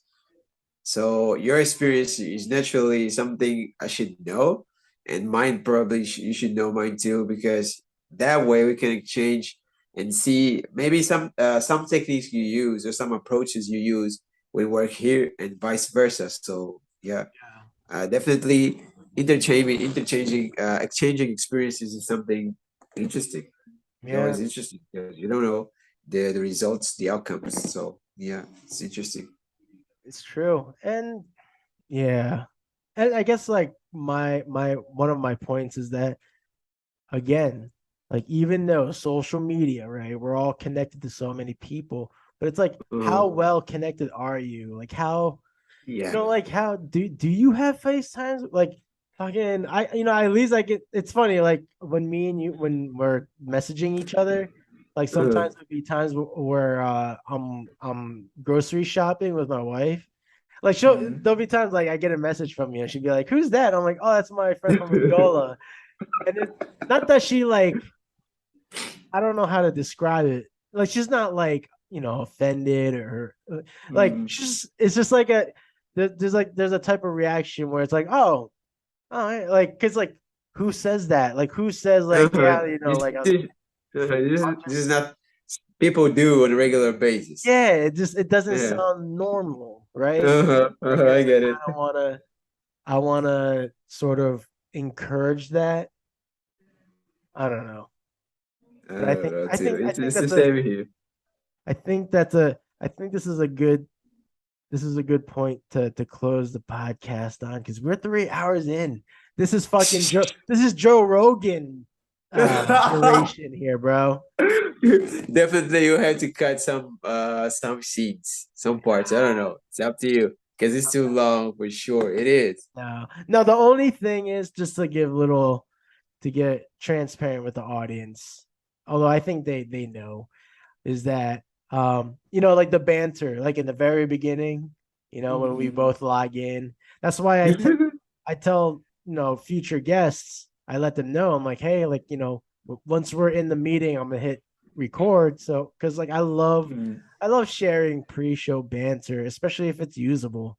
Otherwise, Yeah. I'll cut it up or save it at the end. Especially Yeah. especially from you on YouTube, that's how you get the attention to the crowd from the crowd. Yeah. Let's say it's a 3 hours video. Why should I watch that video? Yeah. So the first moments you must give me the motive to so I need to watch your video. So yeah, Yeah. when you create that band, that trailer per se, it's awesome. Yeah, thank you. Yeah, I mean that is the goal, right? I try to use that intro, and like I mean there's a lot of podcasters that do it, and I think it's very effective. Uh, Is that when you kind of show the um it's like like a getting quick into, review, like just getting like an into the, overview or something. Yeah. yeah, just yeah, because like it sets the tone, especially Uh-huh. when I have guests that I'm not very familiar with, like when I have like people on for the first time that I've met Mm-hmm. recently. And like, I love to show that first organic conversation because Mhm. it sets So the the audience knows yeah, it they kind of wasn't like, boring. oh, these people are meeting for the first time. Like, I wonder, Uh, I wonder if G's like weird quirkiness is gonna make this person laugh, or I wonder, like, does G curse a lot in this one, or yeah, does he get aggressive? Who knows? Who knows? Anyway, let's bring it home for the people that are tuning in. If you have been tuning in, folks, I appreciate you. We appreciate your time. And if you haven't already, please follow, subscribe, ring that notification bell if you enjoyed this content and you would like to keep seeing more of this content. And please, Jerson, I'm gonna include your handle so that any new audiences can see what work you produce, what great work you Mhm. produce, because that's the thing. Jerson is so talented and very He's like, detailed oriented with his portraits, very accurate realism, and because he's been busy with work, he hasn't been able to share yeah. much of that, but we all get it. So please, I implore you to hit the links in the show description so you can Mhm. follow his social media. Even if he's not active right now, at least not yet, but follow his social media, get familiar with his artwork because it's fucking phenomenal. And he's such a nice guy, Jerson. So I really fortunate to have you as my friend. And I truly believe, despite any other like differences we haven't discovered yet, but Mhm. I do like to believe that if we were in the same place, whether here in US, Mhm. I don't know how well received that would be in Angola, but if we were in the same place, I do believe that we would actually be hanging out. Yeah, We I guess he will be very, very good received. Yeah. I do genuinely believe that. I think we would Because be able I to hang mean out and I even mean like you're from the US, so you'll be like the cooler guy, naturally. well, I don't know, right? I feel like if I was over there, I feel like people would think I'm like fucking like stuck up or super privileged or like I don't know what my body I I don't don't. know because it's like body language. I don't know what kind of Uh-huh. I don't know what vibe I give off. I really try to give Oh, like got a it, got fun it, vibe got where it. like I want everyone, no matter what country or what background that that they can Mhm. be like as comfortable as they can be around me. Like hey, what, fuck it, whatever, it's all good. So Yeah. anyway, enough of my jibber jabber. Please subscribe to the podcast on audio platforms. On subscribe to my channel, Art of G Terado on YouTube. Follow Gerson Lemos on Instagram Thank you, and thank Facebook. you, thank you. He has both platforms. And yeah, stay safe, stay healthy, stay aware, and you know what? Create something. And we will catch you on the next one. Peace out, everyone. And thank you, Gerson. Thank you so much.